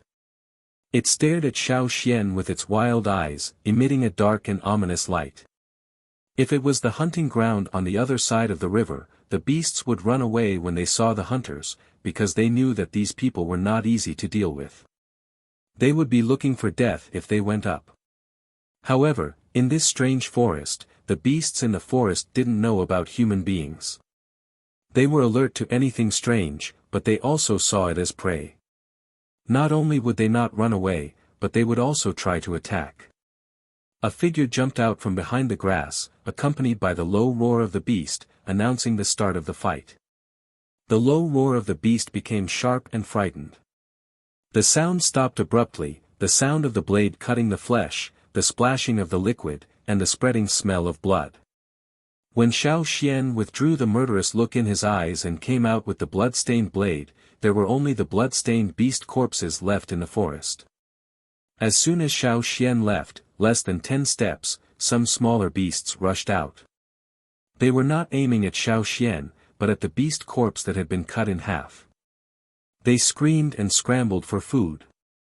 If they couldn't get it, they would bite each other. They didn't even look at Xiao Xian. However, not long after, as the pungent smell of blood spread, other beasts would come and drive away these smaller beasts and snatch the beast corpse. After flying and walking for a day, Xiao Xian looked at the sky. The sun was already hidden under the mountains, so he decided to find a place to rest. Cha-Cha fought with a ferocious beast with sharp claws living in a cave on the cliff. He drove the ferocious beast out of the cave, and then joined forces with Xiao Xian to make the ferocious beast their dinner. There were many beast bones piled up in the cave, with a rotten smell. There were also many insects of different sizes crawling around. Xiao Xian lit a torch to drive the insects away. As for the beast bones, Cha-Cha took them out of the cave. This could be a temporary resting place. If he came back in the future, he could come here to rest. Xiao Xian took out a piece of animal skin and drew a rough outline of the places along the way. Then he marked the location of the cave. This time, in addition to looking for the stone, he would also draw a simple map of the places along the way, so that it would be easier for the hunting team to explore and hunt. Xiao Xian applied some medicine to his wounds and Cha-Cha. Then he put out the fire and took the time to rest. When he woke up the next day, the sky was a little gloomy. He stood at the entrance of the cave and looked out. The forest below was moist. "It looks like it's going to rain," Xiao Xian said. Cha-Cha didn't like rain, so he planned to stay in the cave and wait for the weather to clear up before going out. He had been here many times, so he knew that the weather here changed quickly. It was raining now, but it might clear up soon. Xiao Xian ate the beast meat he had roasted yesterday for breakfast. The meat had become cold and hard, but he didn't care. He ate while looking at the sky outside. "I don't know when the rain will stop." Xiao Xian walked a little deeper into the cave, in case it would rain later. The wind here was very strong, and the rain might be blown in. Sitting in the cave, Xiao Xian saw the rope tied around his waist, and his hands itched. He hadn't touched a rope for 2 days. Since he had nothing to do, he took out the rope from the animal skin bag, cut a section with a knife, and played with it in his hands. The rope in the animal skin bag was a spare. As for the belt on his waist, of course, he couldn't take it off. Xiao Xian was about to tie the rope the way he used to, when he thought of the shaman's words, and he stopped. If he tied the rope the way he used to, the result would be the same. His hands would be tied, and he would end up with a messy bundle of grass. Xiao Xian sighed heavily, and closed his eyes. He threw away the memories of the past, and just twirled the rope around his hands aimlessly. Gradually, Xiao Xian lost interest in tying the rope. He wondered when the rain would start. Once it started raining in the forest, it would leave quickly. In this season, it wouldn't rain every day. However, if it didn't rain in this gloomy weather, wouldn't he have to keep waiting? As he thought about it, Xiao Xian seemed to see the pair of hands again, and the rope that was wrapped around the hands. The rope was moving quickly between the fingers. However, this time, the way the rope was tied was different. Xiao Xian didn't feel so chaotic, and it seemed to have a strong purpose. This time, Xiao Xian didn't divert his attention, but focused on the nodding movements of the hands. Xiao Xian's hands also unconsciously followed the movements, exactly the same as the nodding movements of the hands in his mind. After an unknown amount of time, Xiao Xian woke up from that state. When he opened his eyes and looked at his hands, he was shocked to find that there were several knots on the rope, and it wasn't tied up like a few days ago. Did he succeed? Or did he still fail? Xiao Xian guessed the meaning of the ropes and knots in his hands according to the basic conclusion he learned before. Just now, what was he thinking when he was tying the rope? Hunting? No, that wasn't it. Stone? No, even further back. Rain? Yes, rain. Thinking of this, Xiao Xian's expression became strange, but also a little excited. If the meaning of these conclusions was true, regardless of whether he succeeded or failed again, he had to verify it to know. Looking at the sky outside, Xiao Xian stood up and walked to the entrance of the cave. He took a deep breath, feeling the moist and cold water vapor in the air. He clenched his fist, stretched it out, and faced it. He silently counted the time. 5. He opened his fist and extended his little finger. 4. Extended his ring finger. 3. Extended his middle finger. 2. Extended his index finger. 1. Extended his thumb and opened his palm. Smack. There was a soft sound of liquid falling. His palm was slightly cold.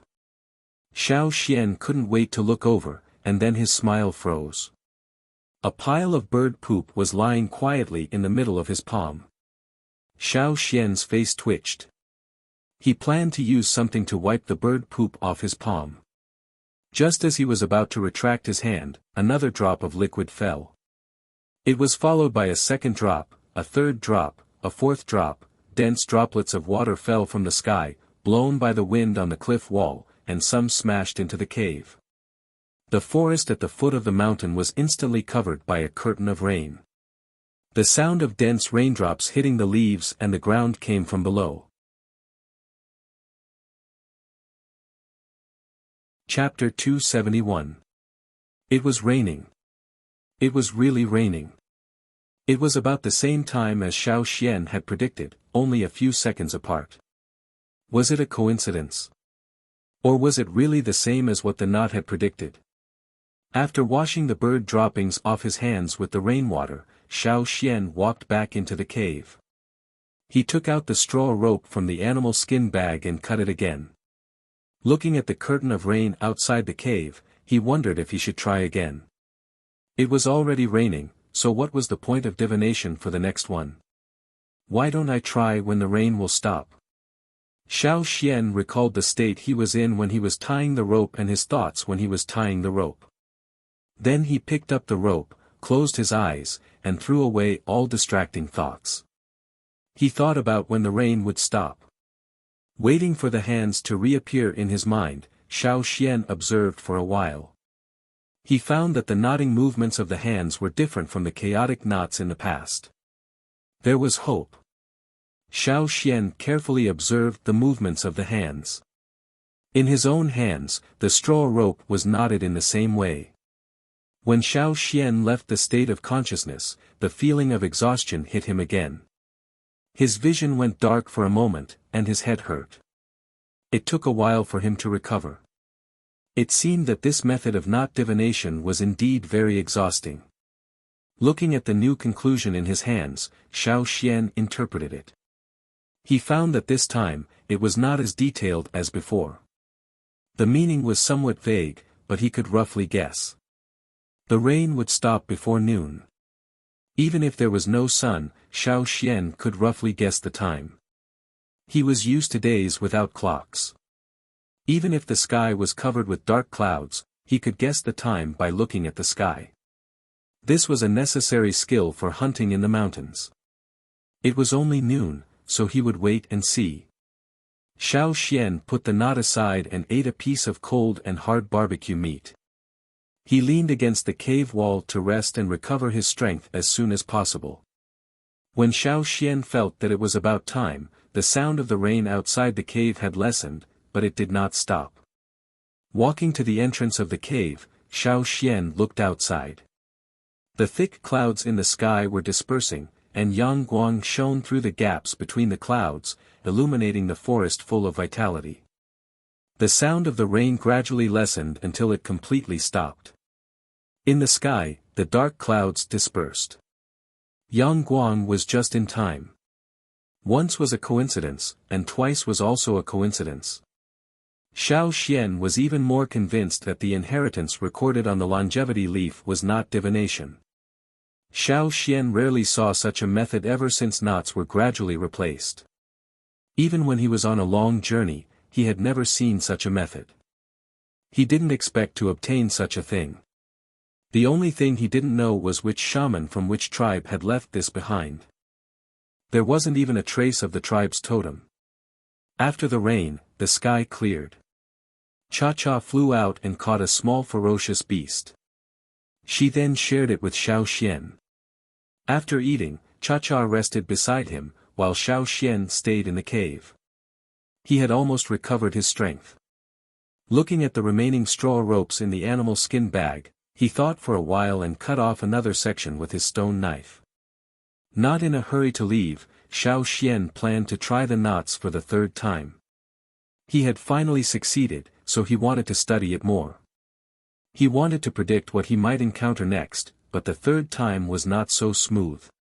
He still tied the knots to his fingers. Again. Failure. Again. Again. Failure again. Half of the straw ropes in the animal skin bag had been used up. Xiao Xian put down the knots in his hands and leaned against the wall to rest. Why did he fail? Was it too difficult? Cha-Cha was beside him, watching Xiao Xian make straw balls one after another. Then he leaned against the wall and banged his head against it. It didn't quite understand Xiao Xian's thoughts. It only felt that humans were really complicated animals. After his strength recovered, Xiao Xian thought that maybe the divination just now was too difficult. He couldn't do it, so he decided to do something easier. If he couldn't even do something easy, then he wouldn't try again today. He couldn't force it. Maybe it was a problem with his condition. He would try again when he was in a better condition. Picking up another section of straw rope, Xiao Xian thought about where he should go next. When the knots were finally done, Xiao Xian breathed a sigh of relief. Was the previous one still too difficult? He would have succeeded if he changed to something easier. He shouldn't bite off more than he could chew. It was better to take it step by step. The next place to go was naturally the place where Cha-Cha told him about the stone. This wasn't too difficult. However, when Xiao Xian deciphered the meaning of the knot and compared it with the direction given by Cha-Cha, he found that the two directions were not the same. The knot was successful, so it shouldn't be done randomly.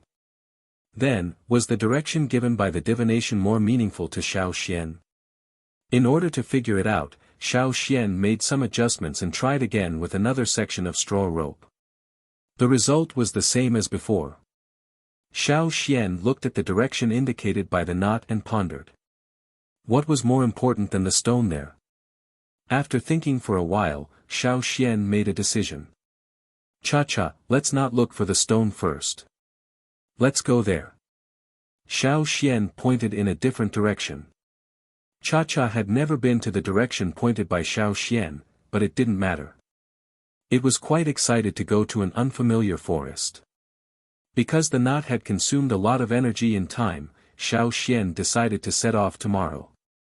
At the same time, he took some time out of the cave to find some suitable vines to use as rope, in case he didn't have enough straw rope.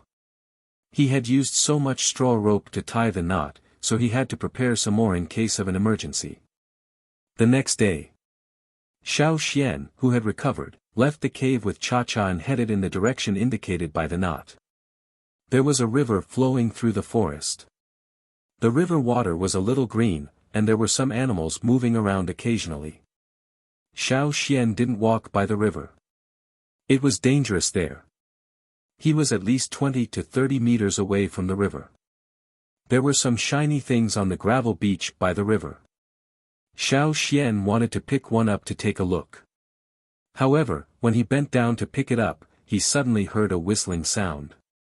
Xiao Xian had been on guard against his surroundings.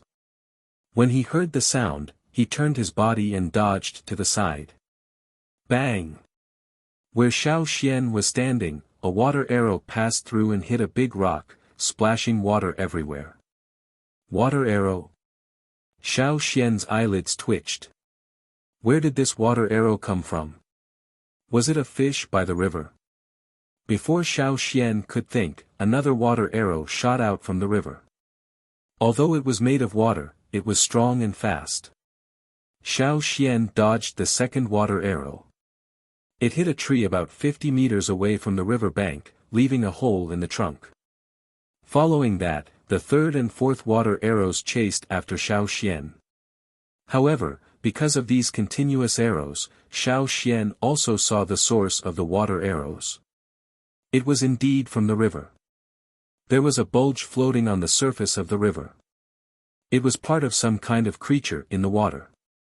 Xiao Xian didn't want to waste any more time here. After dodging the water arrows, he left the river bank. The deeper he went into the forest, the more he couldn't underestimate even a fish in the river. Big fish had their own threats, and small shrimps had their own abilities. If he wasn't careful, he would stay here forever.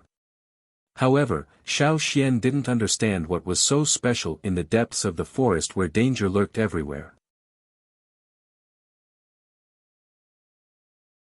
Chapter 272. In order to reach the direction indicated by the knot, they had to cross the river. Xiao Xian walked along the river for some distance, but did not find a place to cross directly. So he asked Cha-Cha to give him a lift. While grabbing Cha-Cha's claws, Xiao Xian saw a hunting scene by the river. A gibbon-like animal with long and sharp claws was attracted by the shiny objects by the river bank. It wanted to dig them out and take a look, but a water arrow suddenly shot at it. However, the animal's reaction was fast. It stopped digging and quickly dodged. 2 consecutive arrows did not hit the target. Perhaps it was because it had lost Xiao Xian. The fish in the water was a little anxious. More of its head that was hidden under the water appeared, and some fan-shaped scales could be seen.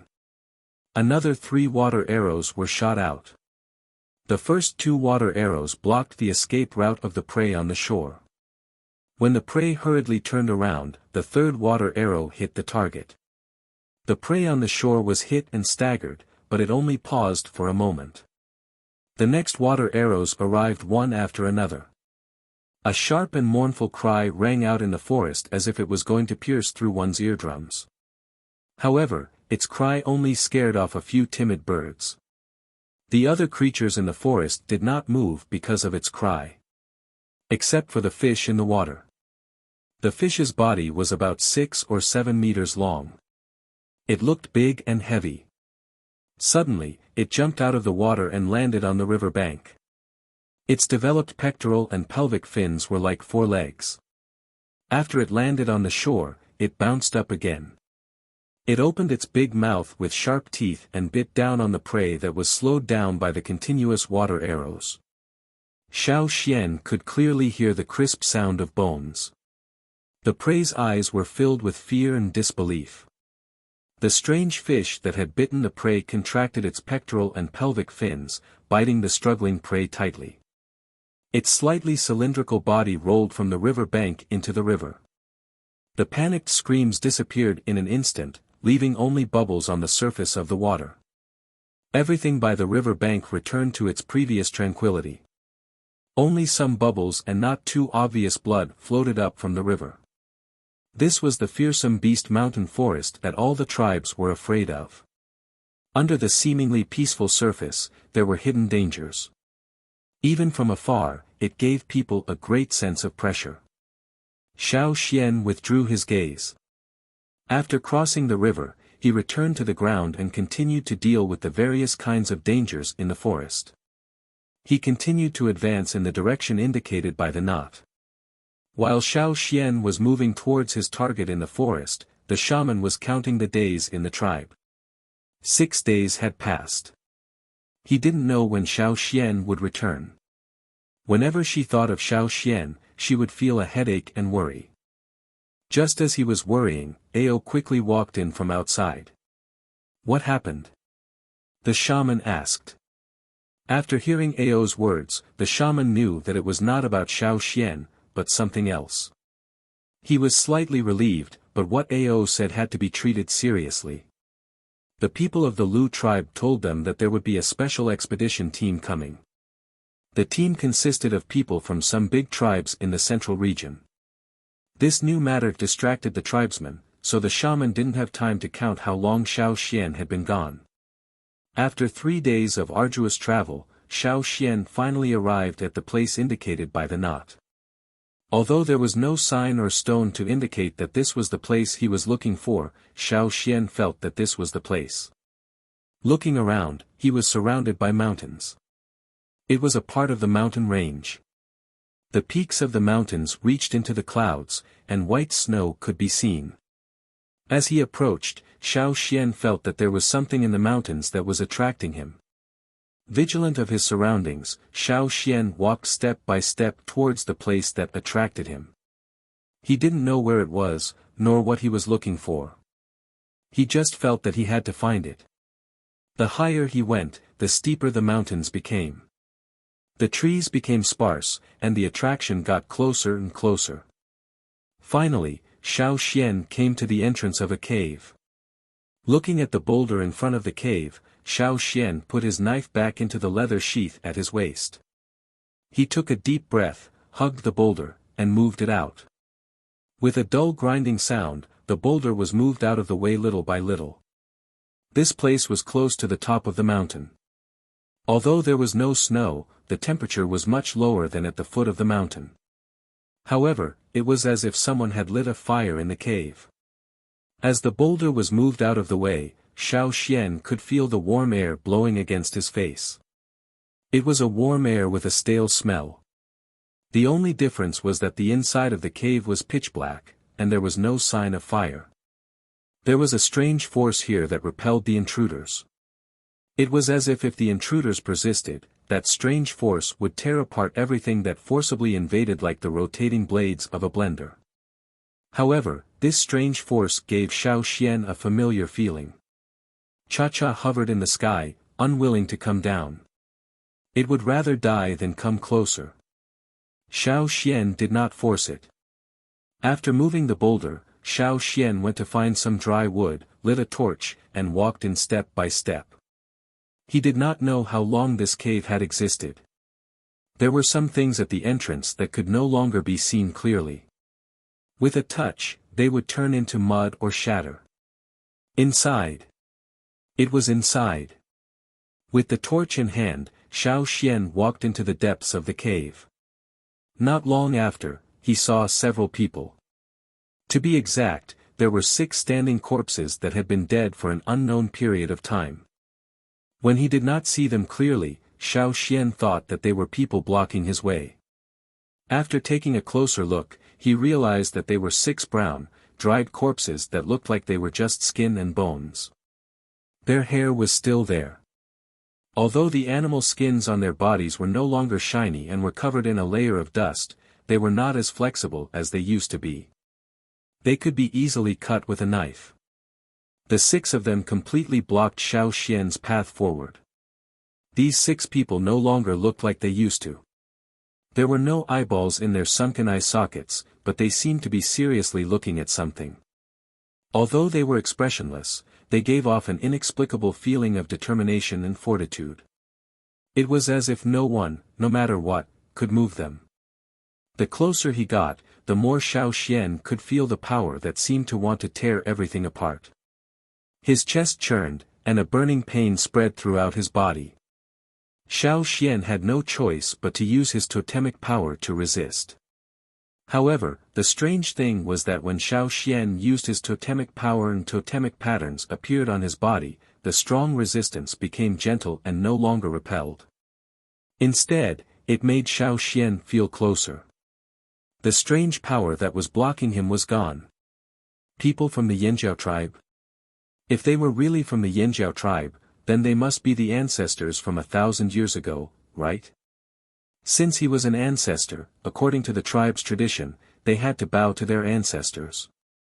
Xiao Xian now had the blood of the Flaming Horns flowing in his body. As a member of the Flaming Horns tribe, he naturally had to bow. Xiao Xian put the torch aside and bowed to the 6 people in front of him with the ancestors' etiquette. Bang! The 6 corpses fell. Looking at the fallen corpses, Xiao Xian was stunned. He wondered if he had bowed to the ancestors, but then he thought about it and realized that was not right. Before, these 6 people had blocked the way forward, but now that they had fallen, there was still a passage left. It was not very wide, but it was just enough for Xiao Xian to walk through. Picking up the torch and being careful not to step on the ancestors, Xiao Xian continued to walk in. After walking for about 20 meters, Xiao Xian saw a person sitting cross-legged on the ground. Or rather, it was a mummy similar to the 6 people in front of him. However, this mummy was more complete. Other than being slightly shriveled, its face was still clear. Probably because it was too old, there were more wrinkles on its face. Looking at its clothes, it didn't look like a warrior, but rather like the old shaman. Shaman. Whether it was or not, he had to bow to the ancestors first. Xiao Xian bowed again seriously. Then, he felt the strange power from before dissipate like the wind. The temperature in the cave suddenly dropped, as if the torch had been extinguished and the heater was gone. Xiao Xian looked past the person sitting cross-legged on the ground. Behind this person were wooden and stone boxes that had accumulated a layer of dust. Chapter 273. Why did the ancestors of the tribe place so many boxes here? It wasn't just a day or 2 away from the tribe. If there weren't any dangers in the forest, it wouldn't be a long distance. However, there were many dangers in between. Xiao Xian knew that even if it was 1,000 years ago, there wouldn't be much difference. Xiao Xian walked over with a torch. The boxes were tied with some straw ropes, probably to prevent the lids from falling off during transportation. However, if one took a closer look, it was obvious that some of the boxes were tied up in a more complicated way. Even the straw ropes used to tie them were different. The straw ropes were tied into knots and painted with different colors. The knot in the middle was the symbol of a shaman. As for the other boxes, the straw ropes used were relatively ordinary. However, it couldn't be said that the things in these boxes weren't important. Since the ancestors moved them here, they must have important preservation value. Xiao Xian planned to take a look at the special boxes with knots. However, he found that the knots were very difficult to untie. The ropes were also very strong. It didn't seem like they had been there for a long time. Cut them off. Burn them off. Forget it. If the people in the tribe knew about this, they would definitely have opinions and think that he was disrespectful to the ancestors. Putting the boxes with complicated knots aside, Xiao Xian turned to look at the other boxes that were tied with more ordinary methods. He raised his hand to untie the knots, but Xiao Xian only touched them with his hand. The straw ropes that tied the boxes broke and shattered into powder. He pinched the other parts of the straw ropes and found that they were the same. Perhaps because too much time had passed, the straw ropes had lost their original tenacity and were no longer strong. The previous boxes had a higher density, so the ropes used were different. Now that the density was lower, Xiao Xian didn't feel pressure to look at the things in the boxes. Opening the boxes, Xiao Xian saw many animal skin rolls neatly placed inside. Xiao Xian picked up one and unfolded it. This map recorded some things that happened in the Yanjiao tribes in a certain year, such as harvests, disputes, and so on. Picking up another one, it recorded the various wars between the Flaming Horns tribe and other tribes. It also involved several tribes that Xiao Xian was familiar with, such as the Thousand Masks tribe, the Eight Limbs tribe, etc. Xiao Xian knew of several large tribes in the central region, basically all of them were recorded. Did the Yanjiao tribe attract so much hatred in the past? But soon, Xiao Xian found that his guess was wrong. It wasn't that Yanjiao attracted hatred, but that everyone in that era was particularly easy to attract hatred. According to the records in these scrolls, the tribes were not as peaceful as they were now. Perhaps for the wanderers, the life outside was already very difficult, especially in the resting areas around the bazaar. The traveling teams of various tribes fought with each other every day, and then the fishes in the moat would be implicated. However, it was nothing compared to what was written on the animal skin scroll. Now it was at most a conflict between traveling teams, but what was recorded on the animal skin scroll was a large-scale conflict between tribes. A small fight every 3 days, a big fight every 10 days. It was as common as eating. Not pleasing to the eye. Fight. Fancy someone. Rob. See something good. Rob again. Everything depended on strength. If you could beat them, rob them directly. If you couldn't beat them, rob them secretly. If you couldn't rob them secretly, then you could only give up. If you didn't give up, then you would be beaten and killed. It could be said that in the past, the survival of small tribes was extremely difficult. According to the records, many small tribes were destroyed. The central region was even more chaotic. Because there were many big tribes, there were wars every 2 or 3 days. Today you raided my team, tomorrow I will destroy your whole team. Even the Mang tribe and the Eight Limbs tribe, which Xiao Xian always thought were good neighbors and close partners, used to be like enemies. Not to mention a bamboo of the Mang tribe on the border of the Eight Limbs tribe, even if there was a green onion that didn't belong to their tribe, the people of the Eight Limbs tribe would pull it out by the roots. And all the spiders and other things that entered the Mang tribe, as long as they were found and didn't come out again, they were either killed or eaten. Spiders were not delicious. No problem, as long as the people of the Eight Limbs tribe were unhappy, they would eat happily. Among them, there was a scroll written by an unknown shaman. It wasn't so solemn, but had a lot of bad taste. It also wrote a lot of scandals of other tribes, such as whose family was robbed, who was cuckolded, who was pushed down from the position of chief by his own brother. The words were slightly exaggerated, revealing gossip and excitement. Not all shamans were as serious as the old man now. The enmity of a family could easily become the enmity of a tribe. For that era, war came too easily. And the physique and strength of the Yanjiao people made a lot of people gnash their teeth in anger, giving others the impression that they were all kinds of rude and unreasonable. But Xiao Xian could see the complacency and pride of the person who wrote these records from these words. No matter who wrote these records, most of them were like this.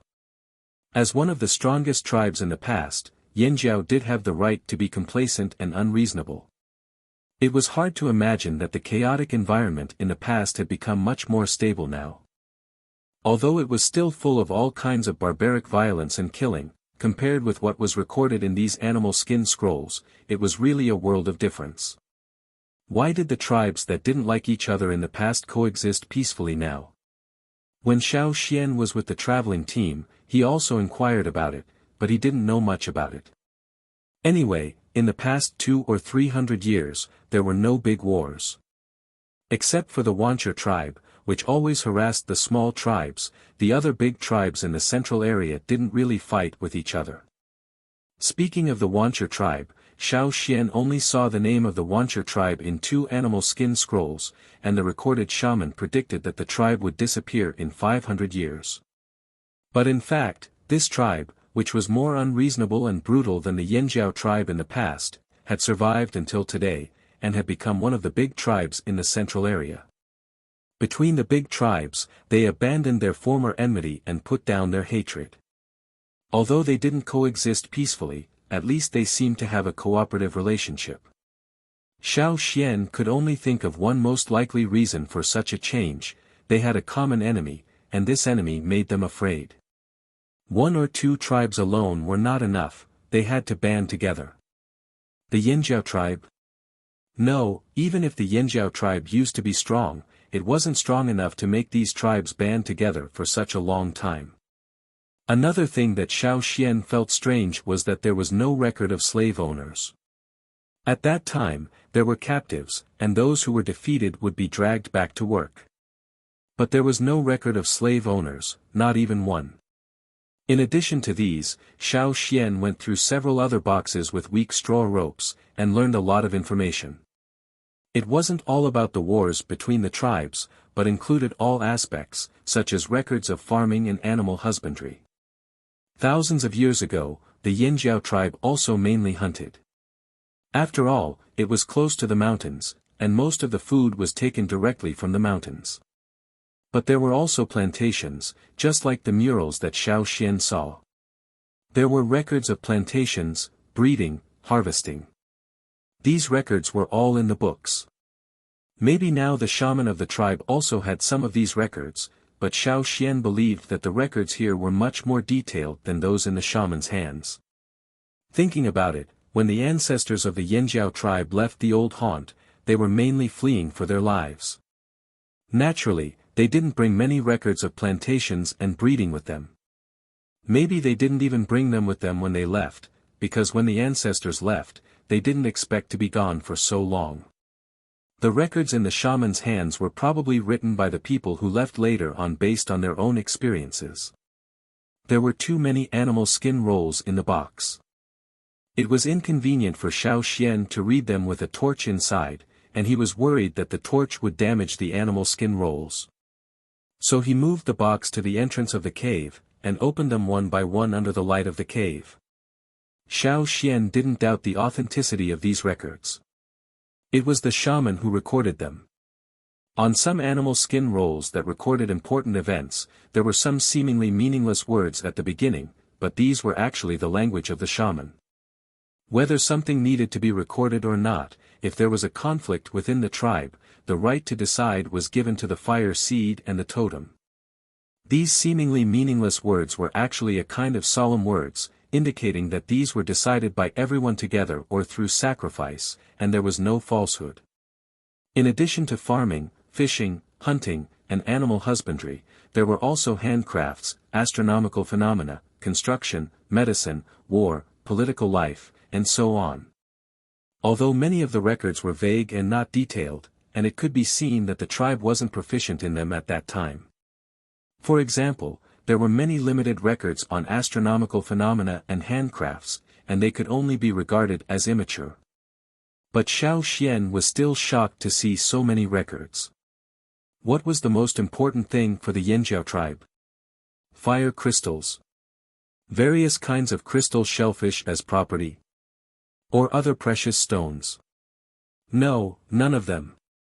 In fact, all of these were at the bottom of the list. The more Xiao Xian knew, the more he understood what was important to the shaman of this tribe.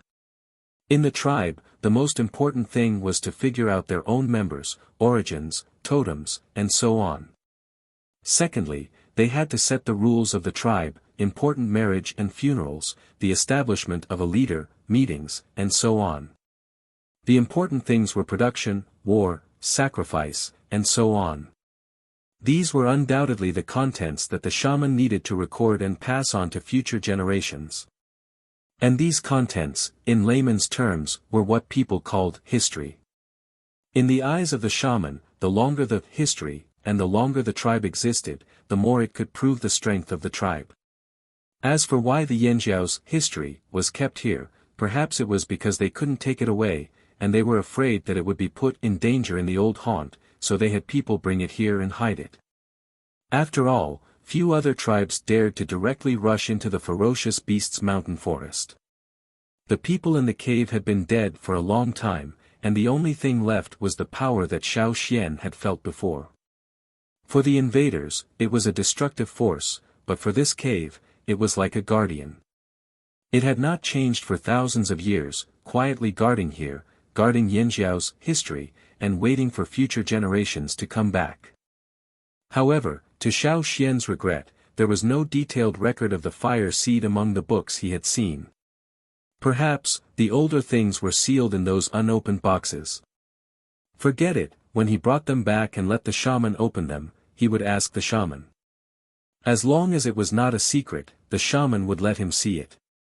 Xiao Xian wondered if he should take these boxes and the 7 ancestors back now, and then say to the people in the tribe, "Look, I found the ancestors again."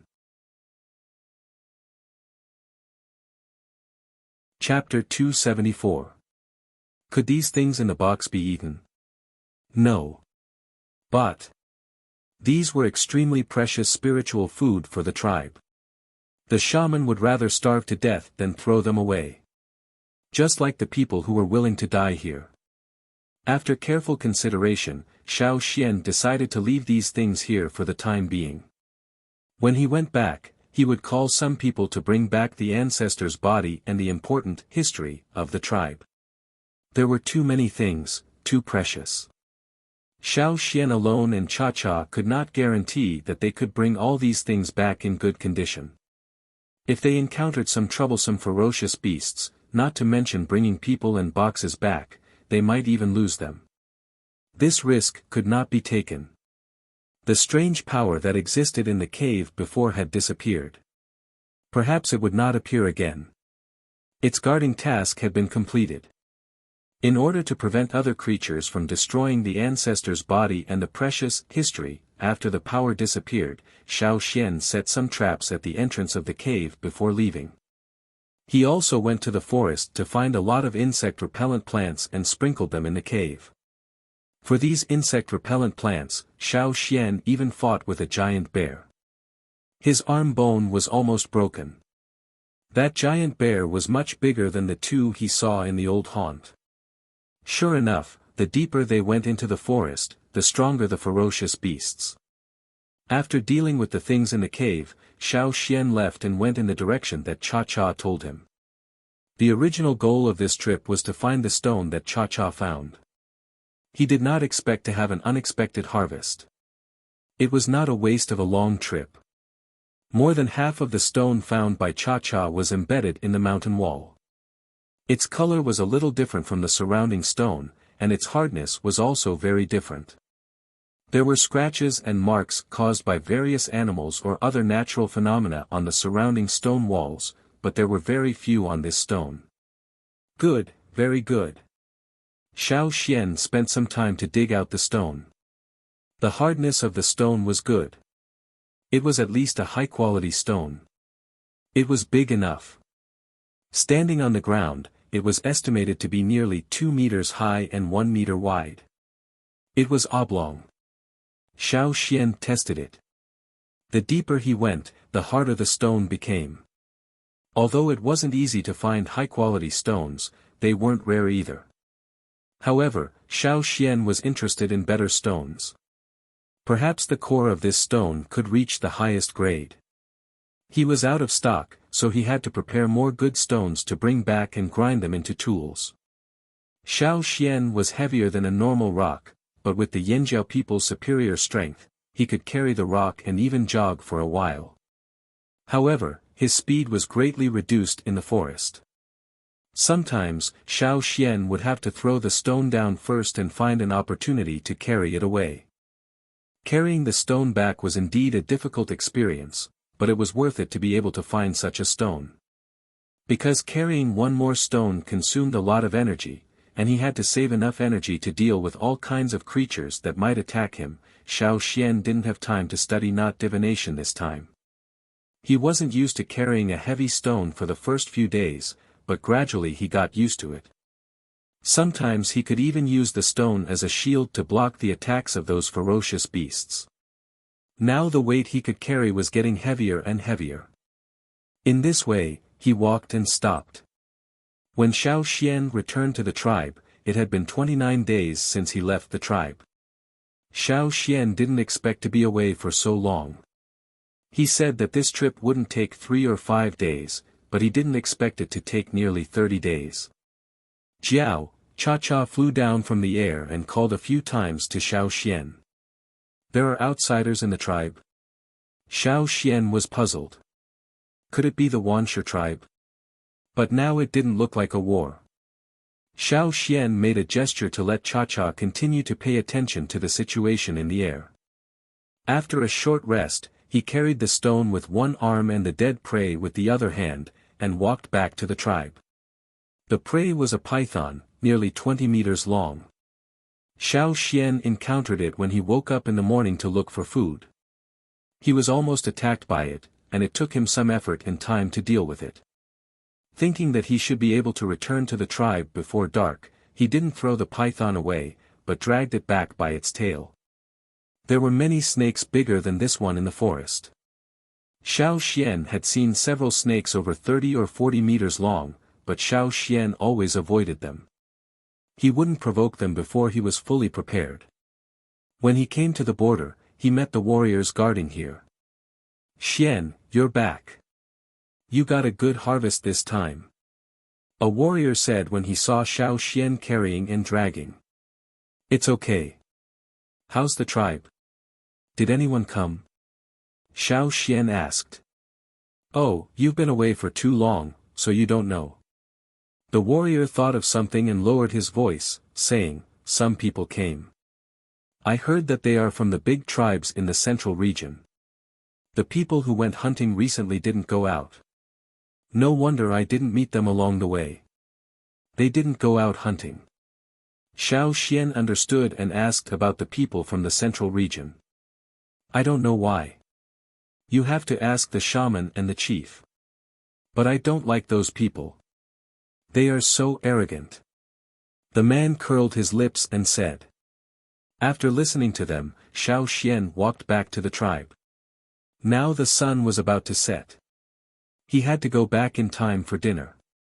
After eating in the morning, he didn't stop except for 2 short breaks. The tribe looked a little different from when he left. The leaves of the trees became denser. There were some farmlands not far away. The seedlings in the fields had grown a lot taller. When he left, they just showed their tips. Because he was carrying the stone and dragging the prey, Xiao Xian didn't go directly to a crowded place. He took a little detour. At this time, many people who came out to work had already gone back, so there weren't many people in the places where Xiao Xian passed. As he walked, Xiao Xian heard someone talking in front of him. The voice was very strange. There was more than one.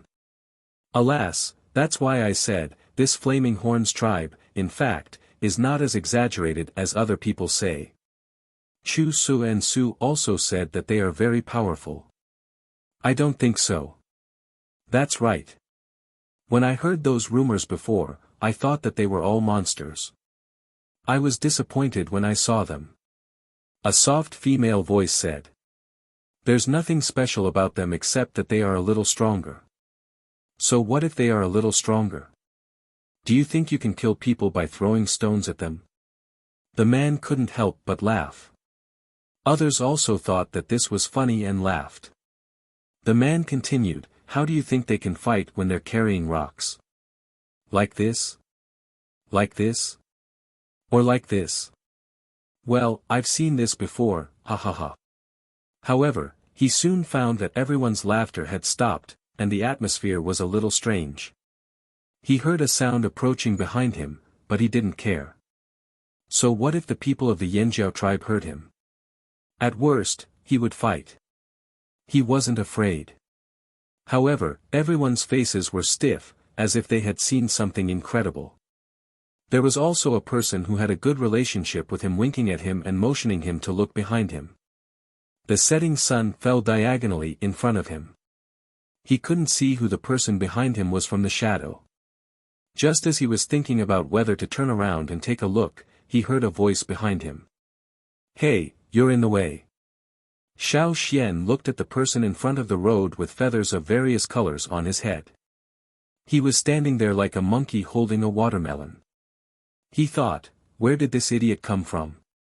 The person in front of him turned around and the first thing he saw was a big stone. The pressure was so great that he couldn't help but move to the side. Xiao Xian didn't say much. He carried the stone and dragged the snake home. He glanced at the people present and didn't find anyone he knew, so he didn't look at them anymore. If he wanted to fight, he could wait until he was full. In any case, these people wouldn't leave for a while.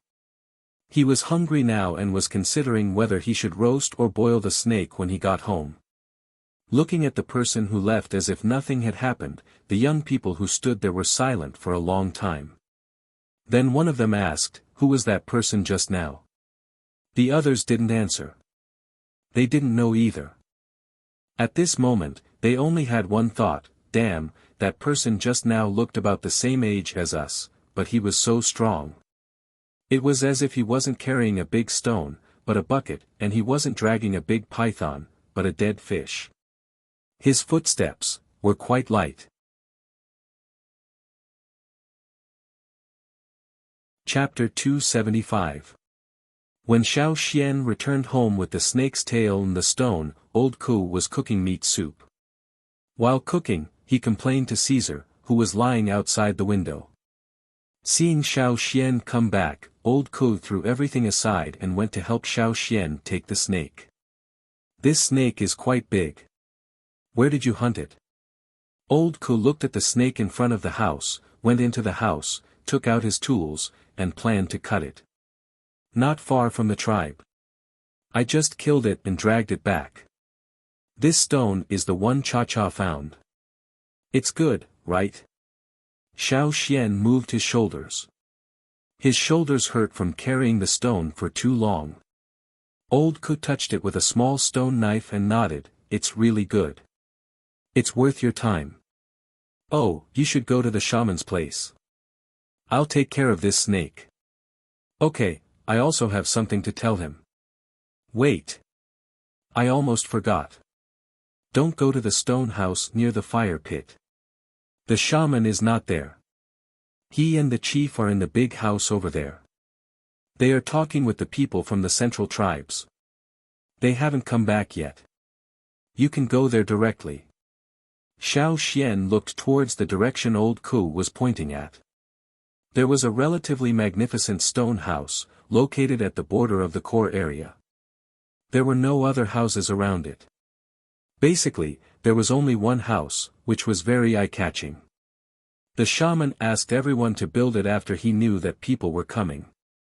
He and the chief have been talking with the outsiders these days. Old Ku explained. "Okay, I'll go there and have a look." The ground was paved with stones. Even if it was raining, people would not step on the mud on the ground. This was not there before Xiao Xian left. There were many warriors around the big stone house. Most of them were from the Yanjiao tribe, but there were also warriors from other tribes. These foreign warriors were not all from the same tribe. Even those with poor eyesight could tell that they came from at least 3 different tribes. The style of clothing was too obvious. The clothing of each tribe was related to the tribe's totem and customs. For example, the people of the Mang tribe liked to wear green. Some of them were light green, while others were dark green. The material of their clothing was similar to linen, and there were jade stones hanging from their bodies. Judging from the jade, these people were at least intermediate totem warriors. The clothes of the people of the 8 Limbs tribe had a silky texture, which was the specialty of their tribe. Some warriors even had spiders of different sizes crawling on their bodies. There was also a tribe with feathers on their heads. They were similar to the people that Xiao Xian had encountered before. Their faces were also painted with various colors, making it impossible to see their original appearance. The Feather Tribe. When Xiao Xian was observing these people, he found that they did not care about Xiao Xian at first. However, there were two people that Xiao Xian had seen before. Su and Chu Su both looked at Xiao Xian.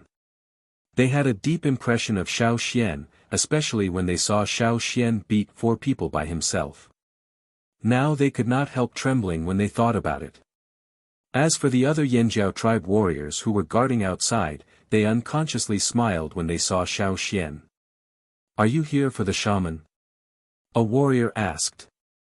"Yes. Why don't you go and ask if I can go in first?"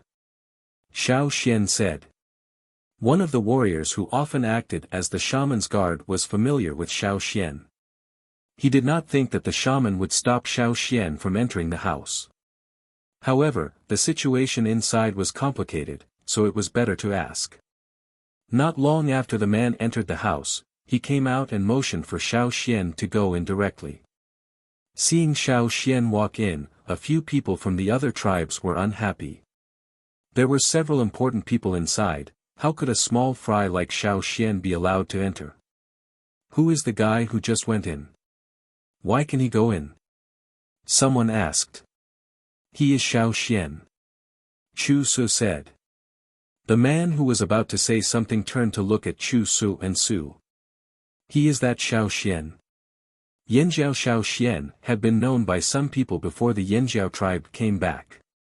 However, when they looked for him later, they could not find him until the whole Yanjiao tribe appeared. Several Yanjiao warriors looked at the people opposite with ridicule and said, "Why can he go in?" "Because he is the elder of our tribe. So far, he is the only elder. His position is second only to the shaman and the chief. Why can't he go in?"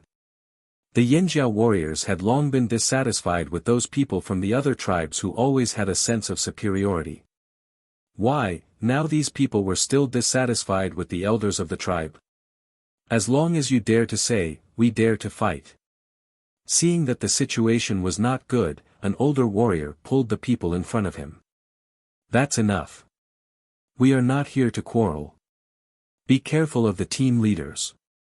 Xiao Xian did not know that there were sparks outside the stone house again and a fight almost broke out. After he went in, he saw 4 people from the other tribes, 3 sitting and 1 standing behind. Among the 3 sitting people, Xiao Xian had seen one of them before. He was Huang Yi, a senior totem warrior of the Mang tribe with a 3-horned jade. Huang Yi looked at Xiao Xian carefully. When he saw Xiao Xian for the first time, he did not take Xiao Xian seriously. He only thought that Xiao Xian was an insignificant person in a small tribe until Chu Su told him about the Yanjiao tribe. Xiao Xian did not care about the 4 people's eyes and went straight to them. When the shaman saw Xiao Xian, a smile appeared on his expressionless face. He waved his hand and signaled Gigu, who was standing behind him, to bring a chair over. Here, except for the shaman and the chief, who were sitting, Gigu and Ta were standing. However, after Xiao Xian came, he became the 3rd person from the Yanjiao tribe to sit. Seeing this, the eyelids of the 3 people sitting across the table twitched at the same time. On the side of the Flaming Horns tribe, those who could sit here naturally had a very high status in the tribe. Even the 2 team leaders couldn't sit here, but this young man dared to sit here without any change in his expression, and the others didn't show any signs of objection. Obviously, Xiao Xian's status was even higher than the 2 team leaders. How old was he? He was not even a senior totem warrior. Let me introduce you. This is Xiao Xian, the elder of the Yanjiao tribe. Xiao Xian said. As the only non-senior totem warrior in the room, this person was not afraid at all. Surrounded by the momentum of a senior totem warrior, he was very natural. Huang Yi was very confused about the word elder, but now was not the time to ask in detail. He might not get the answer even if he asked. Mang Lin, Huang Yi. Huang Yi said. Wei Ba, Qiu Gu. The person next to Huang Yi said. That person looked about the same age as Huang Yi, but with a smiling face. He was not as serious as Huang Yi. Gu Ji of the Feather Tribe. The third person said. Because there was too much paint on his face, his original face could not be seen. I just came back from the forest. I'm very sorry to disturb your discussion. Xiao Xian said. However, although he said so, he didn't look sorry at all. Huang Yi was about to say something, but the shaman said first with a faint smile, as the elder of the tribe, you are qualified to know what we are talking about. Oh. What are we talking about? Xiao Xian asked. The shaman briefly told them about their conversation just now. There were two things. First, they suggested that the Yanjiao tribe should not fight with the Wuxia tribe. All three of them had the same idea. Here, they also represented the three tribes. The second thing was that there would be a special traveling team in the central region every year. Most of them were young people from different tribes. This time there was one more Yanjiao tribe, so they came to have a look and ask about the candidates.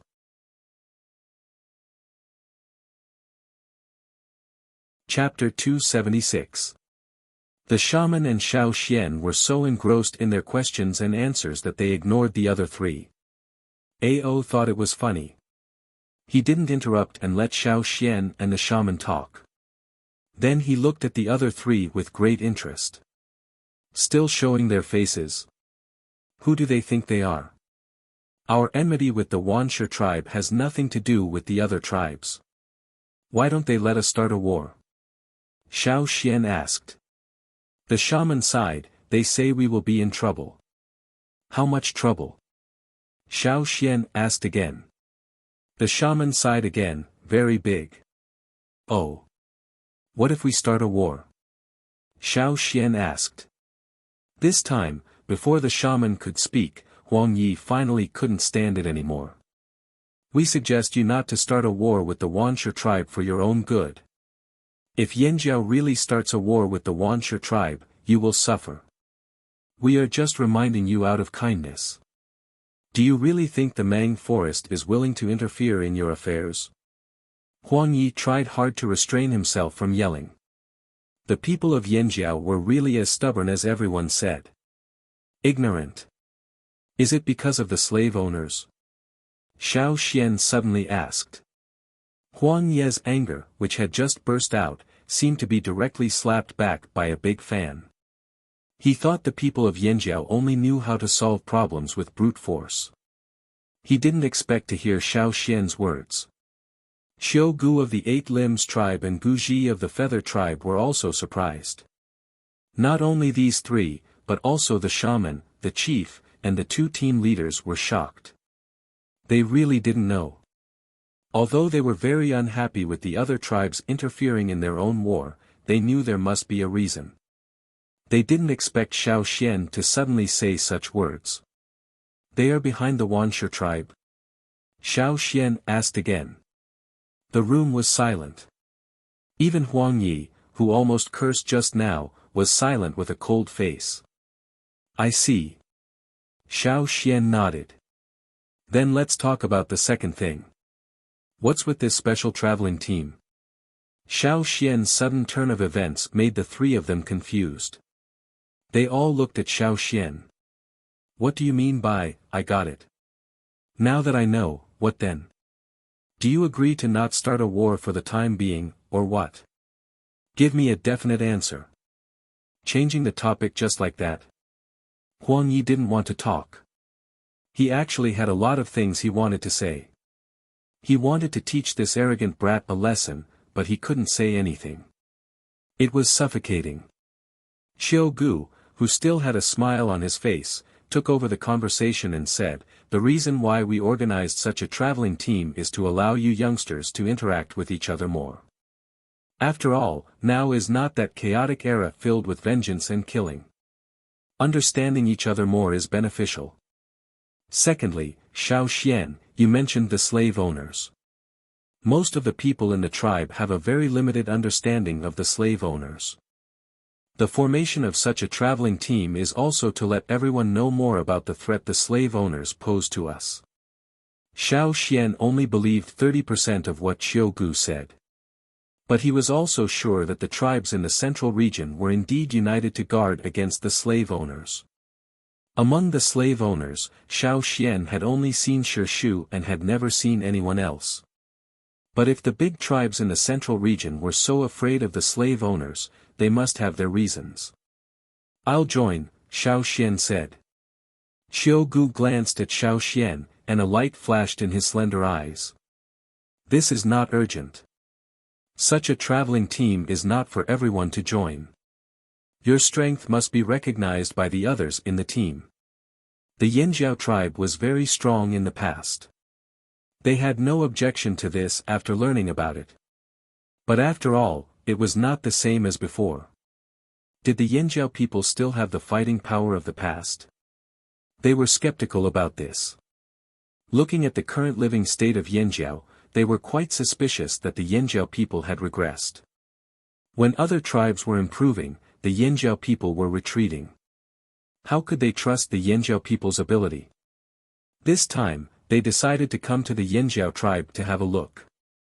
They were just curious about the records left by their ancestors, but they were disappointed. "There is one more thing I want to remind you. This traveling team has a lot of casualties every time they travel. More than half of them have died," Qiu Gu said. Speaking of this, whether it was Qiu Gu, Huang Yi, or Gu Ji, for their tribe, it was a heavy burden. More than half of them had died, not more than half of them had died. This traveling team, which was basically formed by the big tribes in the central region, had such a high death rate. It was obvious that the traveling team had encountered difficulties. The shaman and Ao's faces changed. They would rather not join such a traveling team than see Xiao Xian get into trouble. The shaman was about to say something when he heard a "ku" sound. It was very clear in the quiet room. What's more, the people sitting there all had good hearing. "Well, I think everyone must be hungry. Why don't we stop here today and continue tomorrow?" Xiao Xian said. Qiu Gu and the other two looked at each other and nodded. "Okay. In that case, let's continue tomorrow." Ao got up and said. They needed to have a good talk about this. Besides, it was really late now. Ao asked Ta to take Huang Yi and others to a place to rest, and he went to the stone house with the shaman and Xiao Xian. Xiao Xian asked Ao for a piece of jerky to satisfy his hunger temporarily. When they arrived at the stone house, he didn't answer Ao and the shaman's doubts. He told them about the ancestors and the history in the forest. At this time, the shaman and Ao didn't care about the Wuxia tribe, the traveling team, or the slave owners. For them, compared with the ancestors and the history of Yanjiao, these were all behind. That night, Ao called the 2 team leaders and the 10 hunting team leaders together for a discussion. He selected 50 people from the list of hunting warriors and asked the leaders to tell them that they had one day to prepare, and the day after tomorrow they would go to the forest with Xiao Xian to bring back the remains of the ancestors and the precious history. The next day, Huang Yi and the other 2 met the Yanjiao shaman, the chief, and the young elder face to face again to continue what they didn't finish yesterday.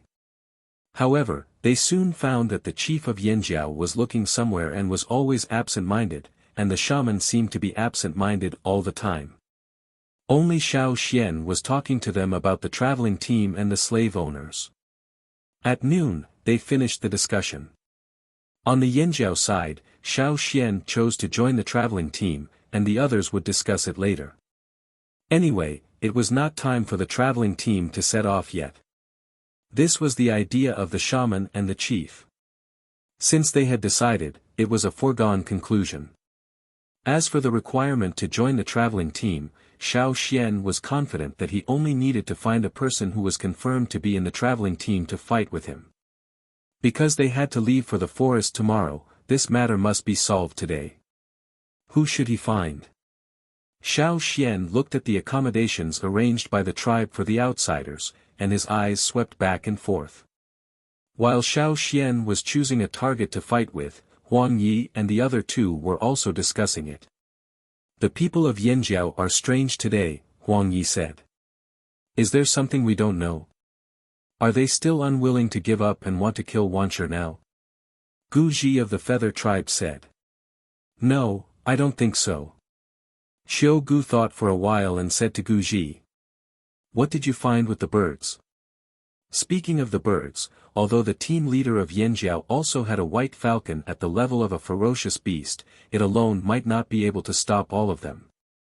They had not only brought the two that were visible, but also two that were hidden very well. Gu Ji took out a palm-long bone flute and blew it. However, after a long time, the two that were visible appeared. It seemed that they had fought with the white falcon of Yanjiao, and their feathers were messy.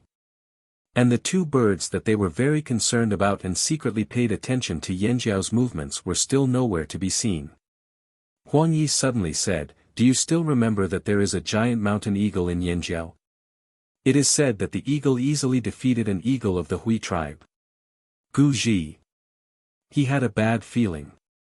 At the same time, not far from the border of the Yanjiao tribe, on the peak of another mountain, Cha-Cha pressed a struggling bird on the ground with one paw and stepped on it with the other paw. You are still screaming. You want me to step on it again? When Cha-Cha stepped on the bird under his foot until it couldn't even make a sound, not far from him, another bird had been stepped on and fainted. Many of its feathers had been pulled out, and it was lying there motionless, dying.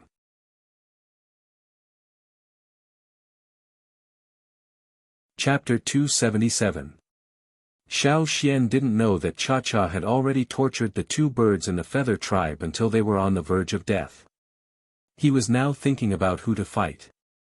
He didn't know much about the people from other tribes. If the people he chose were weak, he would definitely be judged by those people as not capable enough, so he could only choose the weak ones. However, who were both in the traveling team and had good strength?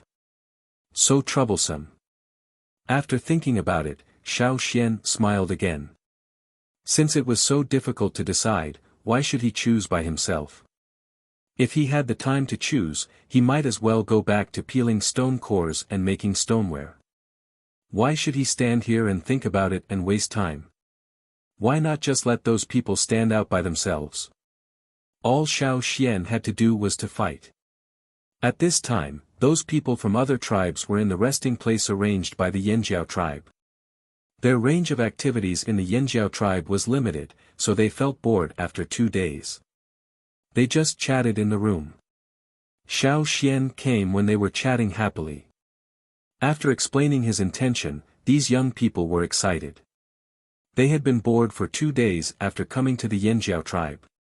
It was rare to have such fun, so they naturally wouldn't miss it. Not all of them were qualified to join that traveling team. Some were not strong enough, but this didn't prevent them from watching the fun. Huang Yi and the others naturally heard the noise here. They didn't have time to think about whether the two birds were shot and eaten by Yanjiao people in private or taken away by the eagle. The three of them came outside the room and looked at Xiao Xian standing there, as well as the people around him who were eager to fight. You decided so soon. Huang Yi was quite surprised. Who are you going to choose to prove your strength? I don't know who joined that expedition team, and I don't know who will join. However, this isn't important. Xiao Xian's gaze swept across the people in front of him. There were young ones, and there were also other totem warriors who were nearing their middle age. He continued, whoever joined that team and thinks they're strong, step forward. Huang Yi raised his eyebrows. So confident. Originally, he thought that if he gave the other party time to prepare, the other party would carefully investigate before choosing a person that he could deal with. After all, there were differences in strength among those who were qualified to enter the travel team. However, he did not expect to receive such an answer. Was he stupid or overconfident? Xiao Xian's words also made these young people unhappy. They were young and impetuous. Just a moment ago, they wanted to watch the show from the sidelines. Now, Xiao Xian's words provoked their fighting spirit. Let me. The first to step forward was a tall and strong man. He looked a little older than Xiao Xian. The muscles on his exposed arms bulged, making him look very powerful. Judging from the clothes he was wearing, this man was from the Eight Limbs tribe. Let me do it. Another person stood out, holding a stone axe in his hand. Although I haven't joined that team yet, I think my strength is still not bad. A third person stood out. Then, there was the fourth, the fifth, there were also several older people. If it weren't for the fact that they felt it was too bullying to stand out, they would also speak out. Huang Yi waited and waited, but still didn't hear what he wanted to hear. He couldn't help but look at Chu Su. He saw that guy looking at the leaves on a tree next to him. It seemed that the leaves were so beautiful that they attracted all his attention. What's so good about a tree full of insects? Seeing Chu Su like this, Huang Yi felt even angrier in his heart. Shouldn't you stand out at this time? Should you give the opportunity to others? Chu Su was still looking at the crooked tree on the side, whose leaves had been gnawed by insects. It seemed that he didn't know the situation at all. Xiao Gu looked at Su, who stood quietly aside without saying a word, and wondered in his heart, isn't this kid usually very hot-tempered? He can kill people if he is unhappy. Why is he so quiet now? Okay, stop arguing. Let me do it. A young man with colorful bird feathers on his head stood out. Gu Ji raised the corner of his mouth and glanced at the cold-faced Huang Yi and the depressed Qiu Gu with a complacent face. Hong Shi, be careful. Gu Ji said with a smile in his eyes. Seeing that Hong Shi didn't bring a knife, he handed his knife to him. Hong Shi didn't want to take the knife because he also had his own weapon. However, after thinking about it, he took it. Hong Shi of the Feather Tribe will also join the traveling team this year. Hong Shi said. Xiao Xian looked at the man standing not far away. This was the guy who blocked the road yesterday and joked about the strength of the Yanjiao tribesmen. Yanjiao, Xiao Xian. Since it was decided that Hong Shi would fight, Chu Su, who had just been paying attention to the leaves, immediately shifted his attention. He looked at the two people who were ready to fight over there and whispered to Su, let's make a bet. If you lose, lend me your white-haired spider to play with for a day. Su touched the white-haired spider under her body to comfort her. The white-haired spider she held in her arms in the past could now be used as a chair. What are we betting on? Su asked. Who will win between Hong Shi and Xiao Xian? I bet on Xiao Xian, and you bet on Hong Shi. If I lose, I will give you 2 bamboo rats. After a pause, he added, the 2 fattest ones. Su glanced at him indifferently and said, I won't bet. While Chu Su and Su were talking, the 2 people over there had already started. Xiao Xian moved first. Like a leopard hunting in the mountains, he moved quickly and punched fiercely.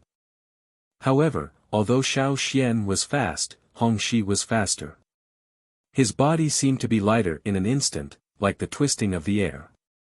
Every time, he could easily avoid Xiao Xian's fists. Hong Shi was not in a hurry to fight. It seemed that he wanted to play with his opponent. Looking at Xiao Xian's fierce offensive, Gu Ji nodded and said, his style is really Yanjiao. In terms of strength, the people of the Feather Tribe would definitely lose. Even if Gu Ji fought in person, he could not withstand Xiao Xian's intensive and fierce offensive. This was a natural weakness. However, in terms of speed, the people of the Feather Tribe were not afraid. Even the people of the Mang Tribe and the Eight Limbs Tribe had to admit this.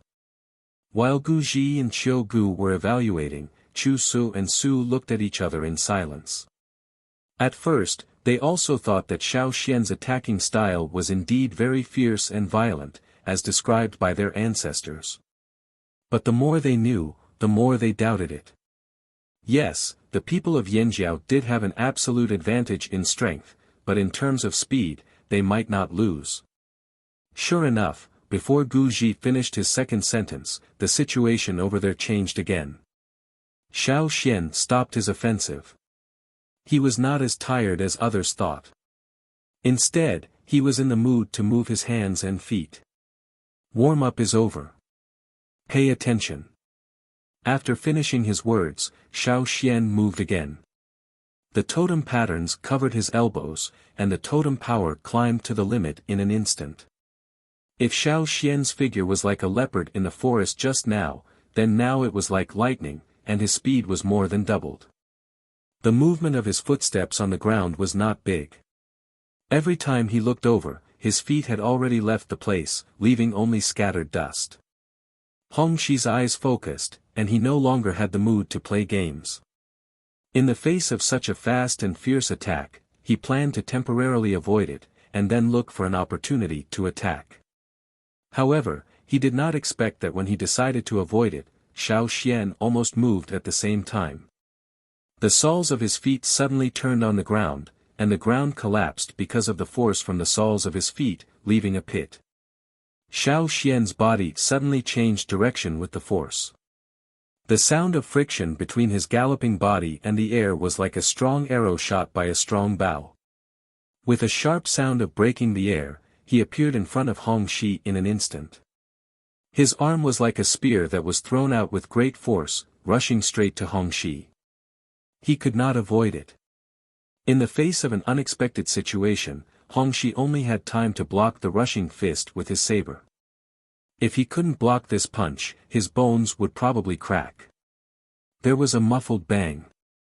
The saber successfully blocked the rushing fist, but Hongxi's footsteps were disordered. People who often hunted had a long-term habit of not giving their prey any time to breathe. The rapid sound of breaking the air still did not stop. This time, Xiao Xian did not bombard him from the front, but after catching up, he jumped up and punched. The shadow of his fist came down from above. Bang! Once again, he blocked the fist attack, but Hongxi felt the strong force transmitted through the saber.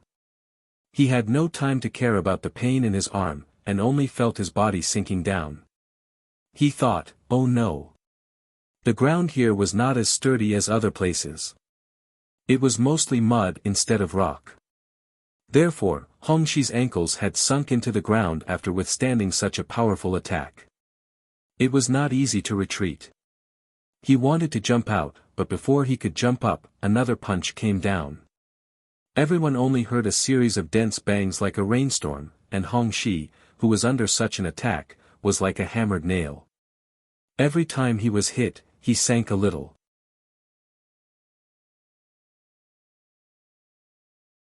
Chapter 278. In just a breath's time, Hongxi, who was standing on the ground like everyone else, sank into the ground from his waist down. Those who stood in front of Hongxi and wanted to fight with Xiao Xian at first, listened to the boom and felt as if they were hit by the fist, which made their scalps tingle. This guy is actually using his fist as a hammer. Didn't it hurt? Wouldn't his hand bones be broken? Why didn't he use a knife?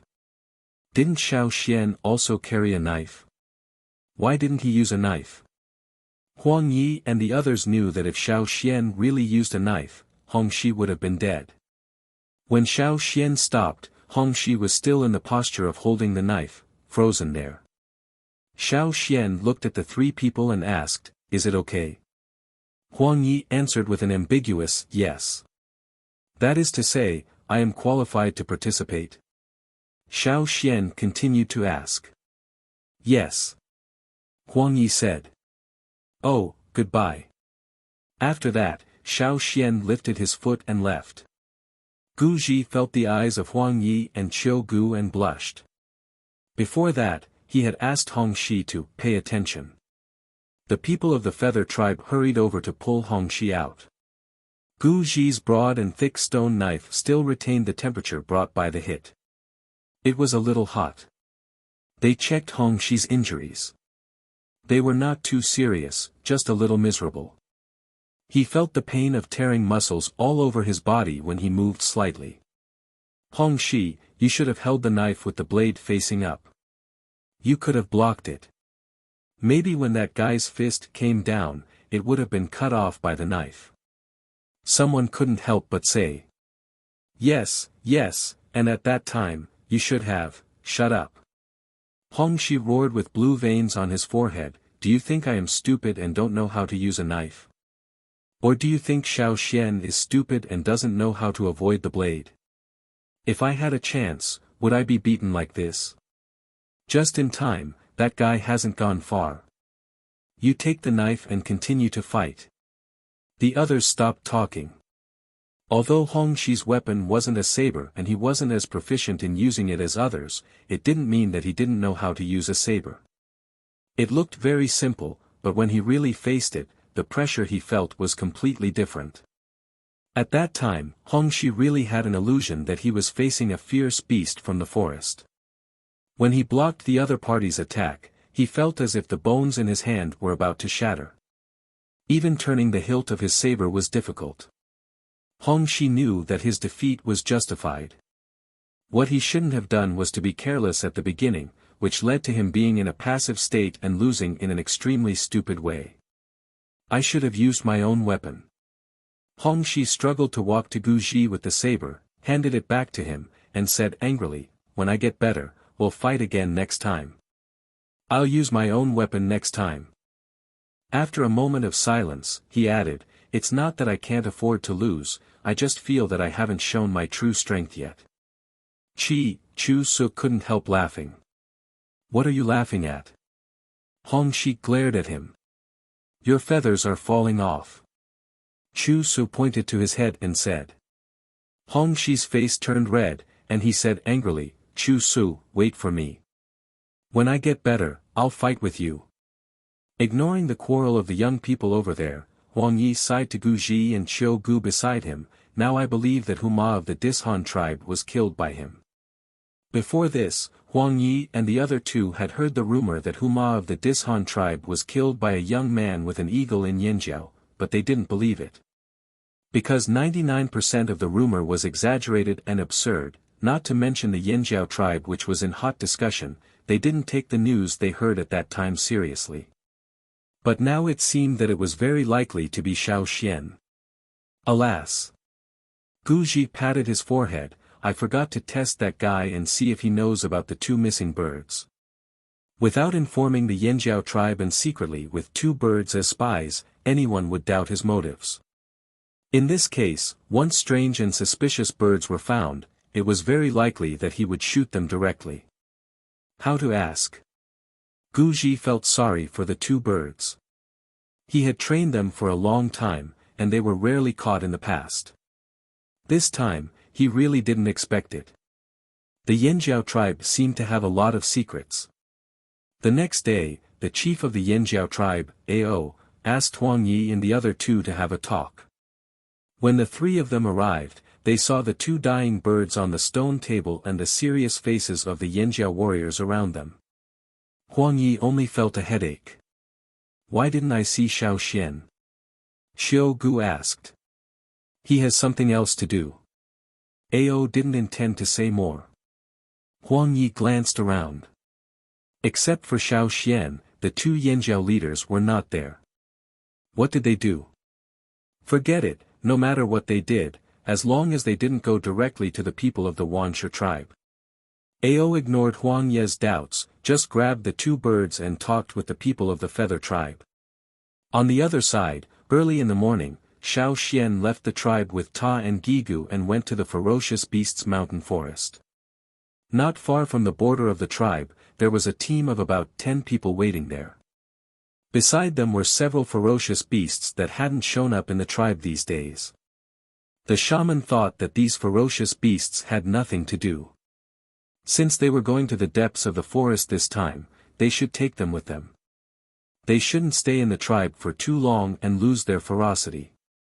Ferocious beasts were better to be ferocious. Is everyone here? Xiao Xian looked at the people around him and asked. Yes. Gigu said. Ta nodded. Then let's go. More than 50 figures followed Xiao Xian to the depths of the ferocious beasts mountain forest. Around these 50 figures, there were some running shadows of beasts. Xiao Xian had walked a part of the road they were taking, telling them what beasts they needed to pay attention to, what dangerous plants and animals were in the forest, and what they needed to pay attention to. However, there was another part that Xiao Xian hadn't walked. Last time when Xiao Xian entered the forest, he first went in the direction indicated by Cha-Cha, and then changed direction halfway. When he went back through the stone. This time, they set out from the tribe. In order to find the remains of their ancestors and the history of the Yanjiao tribe that had been left outside for nearly 1,000 years as soon as possible, they almost went in a straight line. There were many unknown dangers, more unpredictable ferocious beasts and harsh environments, but they were not afraid. In such an environment, they had long lost the fear of other tribesmen.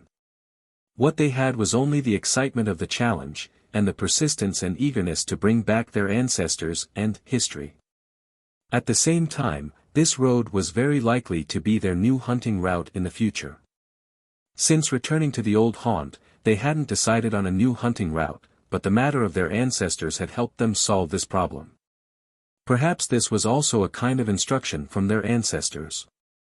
In the past, their ancestors must have often taken this road. Today, the descendants of the Yanjiao tribe would take this road again, and also tell the forest that those who had left back then had returned. The sound of the stone tool striking the ground was endless. Blood splattered everywhere with a thick, suffocating murderous aura. The roars of the giant beasts in the forest were deafening, and the startled flocks of birds flew in the direction of the setting sun while squawking.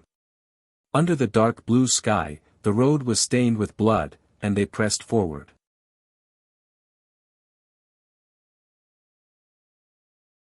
Chapter 279. It had taken them 5 days to get here from the tribe, with only a short rest along the way.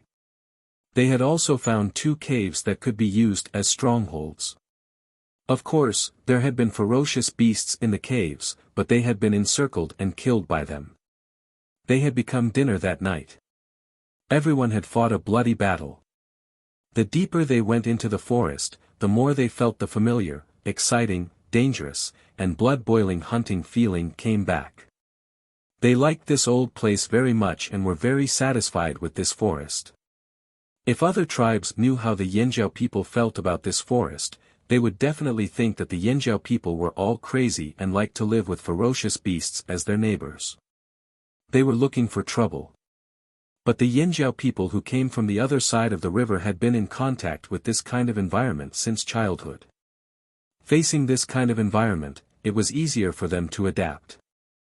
Sometimes the 2 team leaders even wondered if there was a place deeper in the forest like a green land, where all kinds of precious and dangerous plants grew. In just 5 days, everyone was like a killer who had crawled out of a thick sea of blood, full of ruthlessness and killing intent. And the ferocious beasts that had been brought out with them looked even more ferocious. If they hadn't softened their eyes when they looked at the Yanjiao people and were obedient enough, they would have looked no different from the native ferocious beasts in the forest at first glance. That's it. Xiao Xian pointed to a place on the mountain and said. Although they hadn't reached that place yet, Ta and Gigu looked in the direction Xiao Xian pointed. They could clearly see a place blocked by a big stone. Behind the stone, there must be the cave where the ancestors lived, as Xiao Xian had said. Taking a deep breath, everyone couldn't help but tidy up their animal skin clothes, patting off the grass bits stuck to their animal skin clothes. Then, they went to a spring on the mountain and washed their faces, rubbing away some of the dried blood on their arms and legs. In front of the ancestors, they would treat them seriously. After carefully tidying up, the group went up the mountain. The cave no longer had the protective force that Xiao Xian had encountered the last time he came here. It looked no different from an ordinary cave. Xiao Xian moved the boulder that was blocking the entrance of the cave away and had a few vicious beasts stand guard outside. Then, he led the 2 team leaders and the others into the cave. The insect-repelling herbs that were scattered in the cave last time were still there, but the smell was much fainter. Before Xiao Xian left last time, although he had set up traps and scattered some insect-repelling herbs, the power that protected the cave was gone. Xiao Xian was worried that the bodies of the ancestors would rot, so he put the bone ornament on the body of the person who was sitting cross-legged on the ground. The other 6 bodies were also moved closer by Xiao Xian. Since the bone ornaments were able to protect the remains of their ancestors in the King Stoneworm's cave, they should be able to do the same now. After entering the cave, Xiao Xian looked carefully. The 7 bodies of the ancestors were the same as the last time he saw them. They did not rot quickly, which made Xiao Xian feel relieved. Every time they saw the remains of their ancestors, the people of the Yanjiao tribe were very excited. Especially after hearing from Xiao Xian what he saw in the cave last time, Ta, Gigu, and the others wanted to kneel down and kowtow to show their respect for their ancestors. Ta held a torch and carefully followed Xiao Xian into the innermost part of the cave. These are the history. Xiao Xian pointed at the boxes and said. Whether it was the ancestors or the boxes that contained the history of the Yanjiao, they would send them back to the tribe at all costs.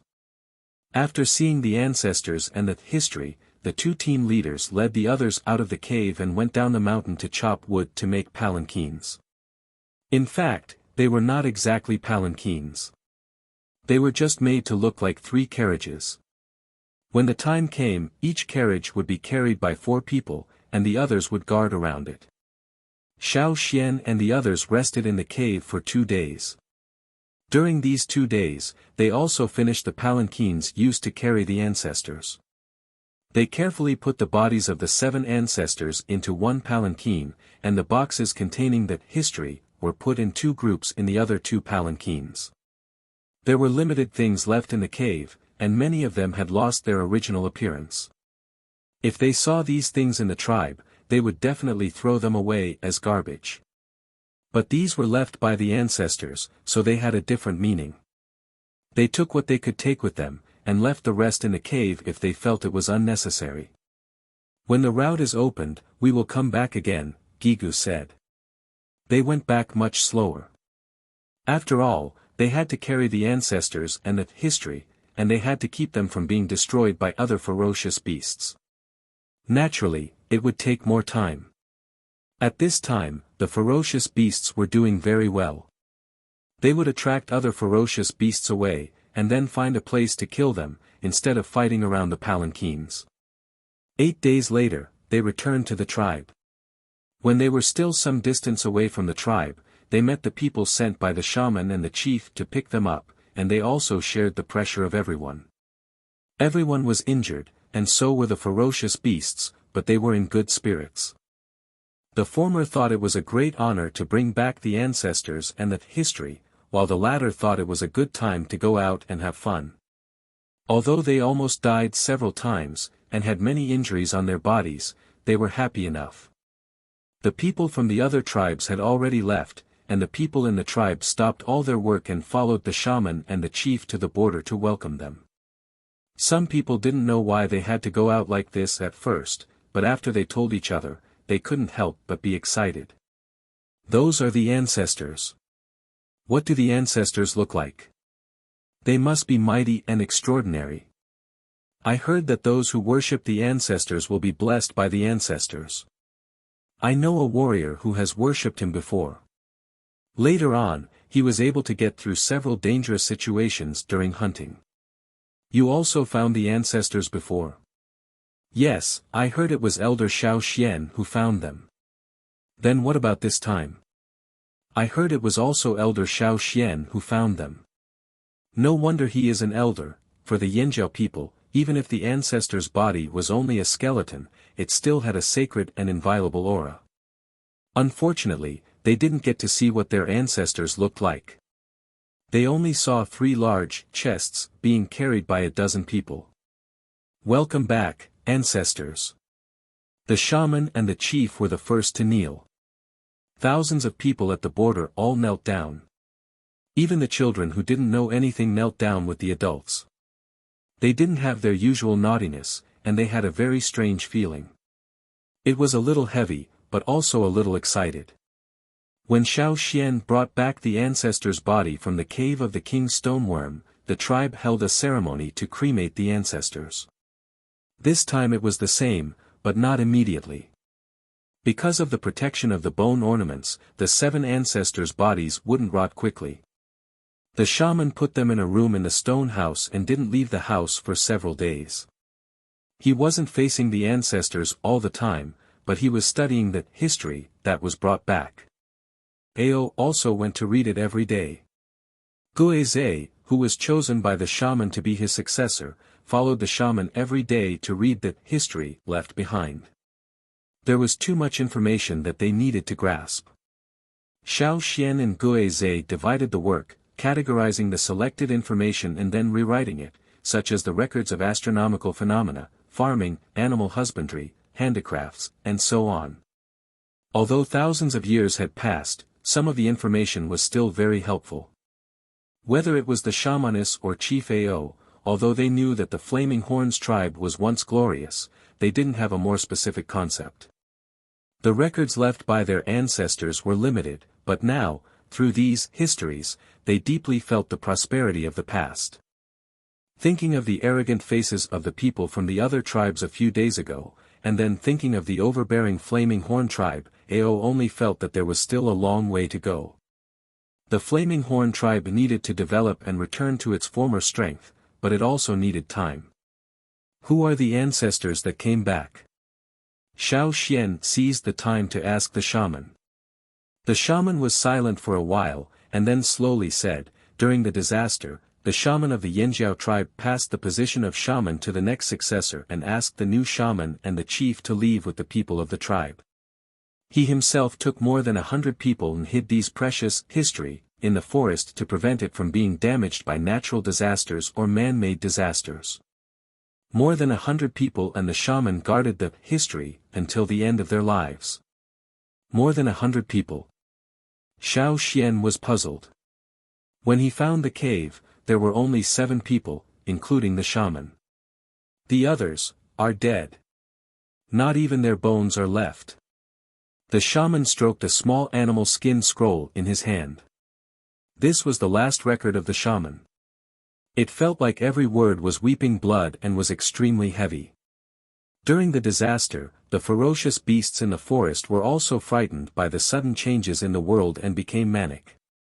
Every day, people who went out to hunt would die when encountering such crazy ferocious beasts. Not even their bodies were left behind. In the end, only the 7 of them were left. Even when they died, their clansmen did not come back. If one day, I encounter the same situation, I will do the same. The shaman said. When do you plan to hold the sacrifice? Xiao Xian asked.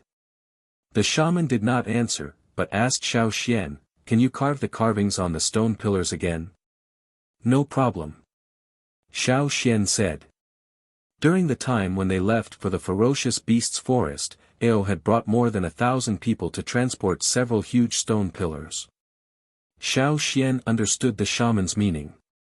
He hoped that the pillars could be completed before the ancestors were cremated. Because the stone pillars were too big, it was impossible for Xiao Xian to complete all of them. The shamaness and chief called over some skilled stonemasons to polish the stone pillars. They didn't want the pillars to be bumpy. After the first round of polishing, Xiao Xian would carve the engravings in his memory onto the pillars. In the past, Xiao Xian only remembered the carvings on the stone pillars, but did not understand what they were. However, after reading the more detailed records left by the ancestors, he found that many of the carvings on the stone pillars had special meanings. The carvings on different stone pillars were also different. In addition to being used as a sundial, they also had a sacrificial meaning. It was no wonder that the shaman hoped that when the ancestors were cremated, he would repair the damaged and missing things around them according to the records left by the ancestors. That was the most orthodox sacrificial ceremony of the Yanjiao tribes. You're tuning in to the Han Li's Wuxia Chronicles YouTube channel. We're so grateful for your support, and don't forget to subscribe to join us on this incredible journey through captivating stories.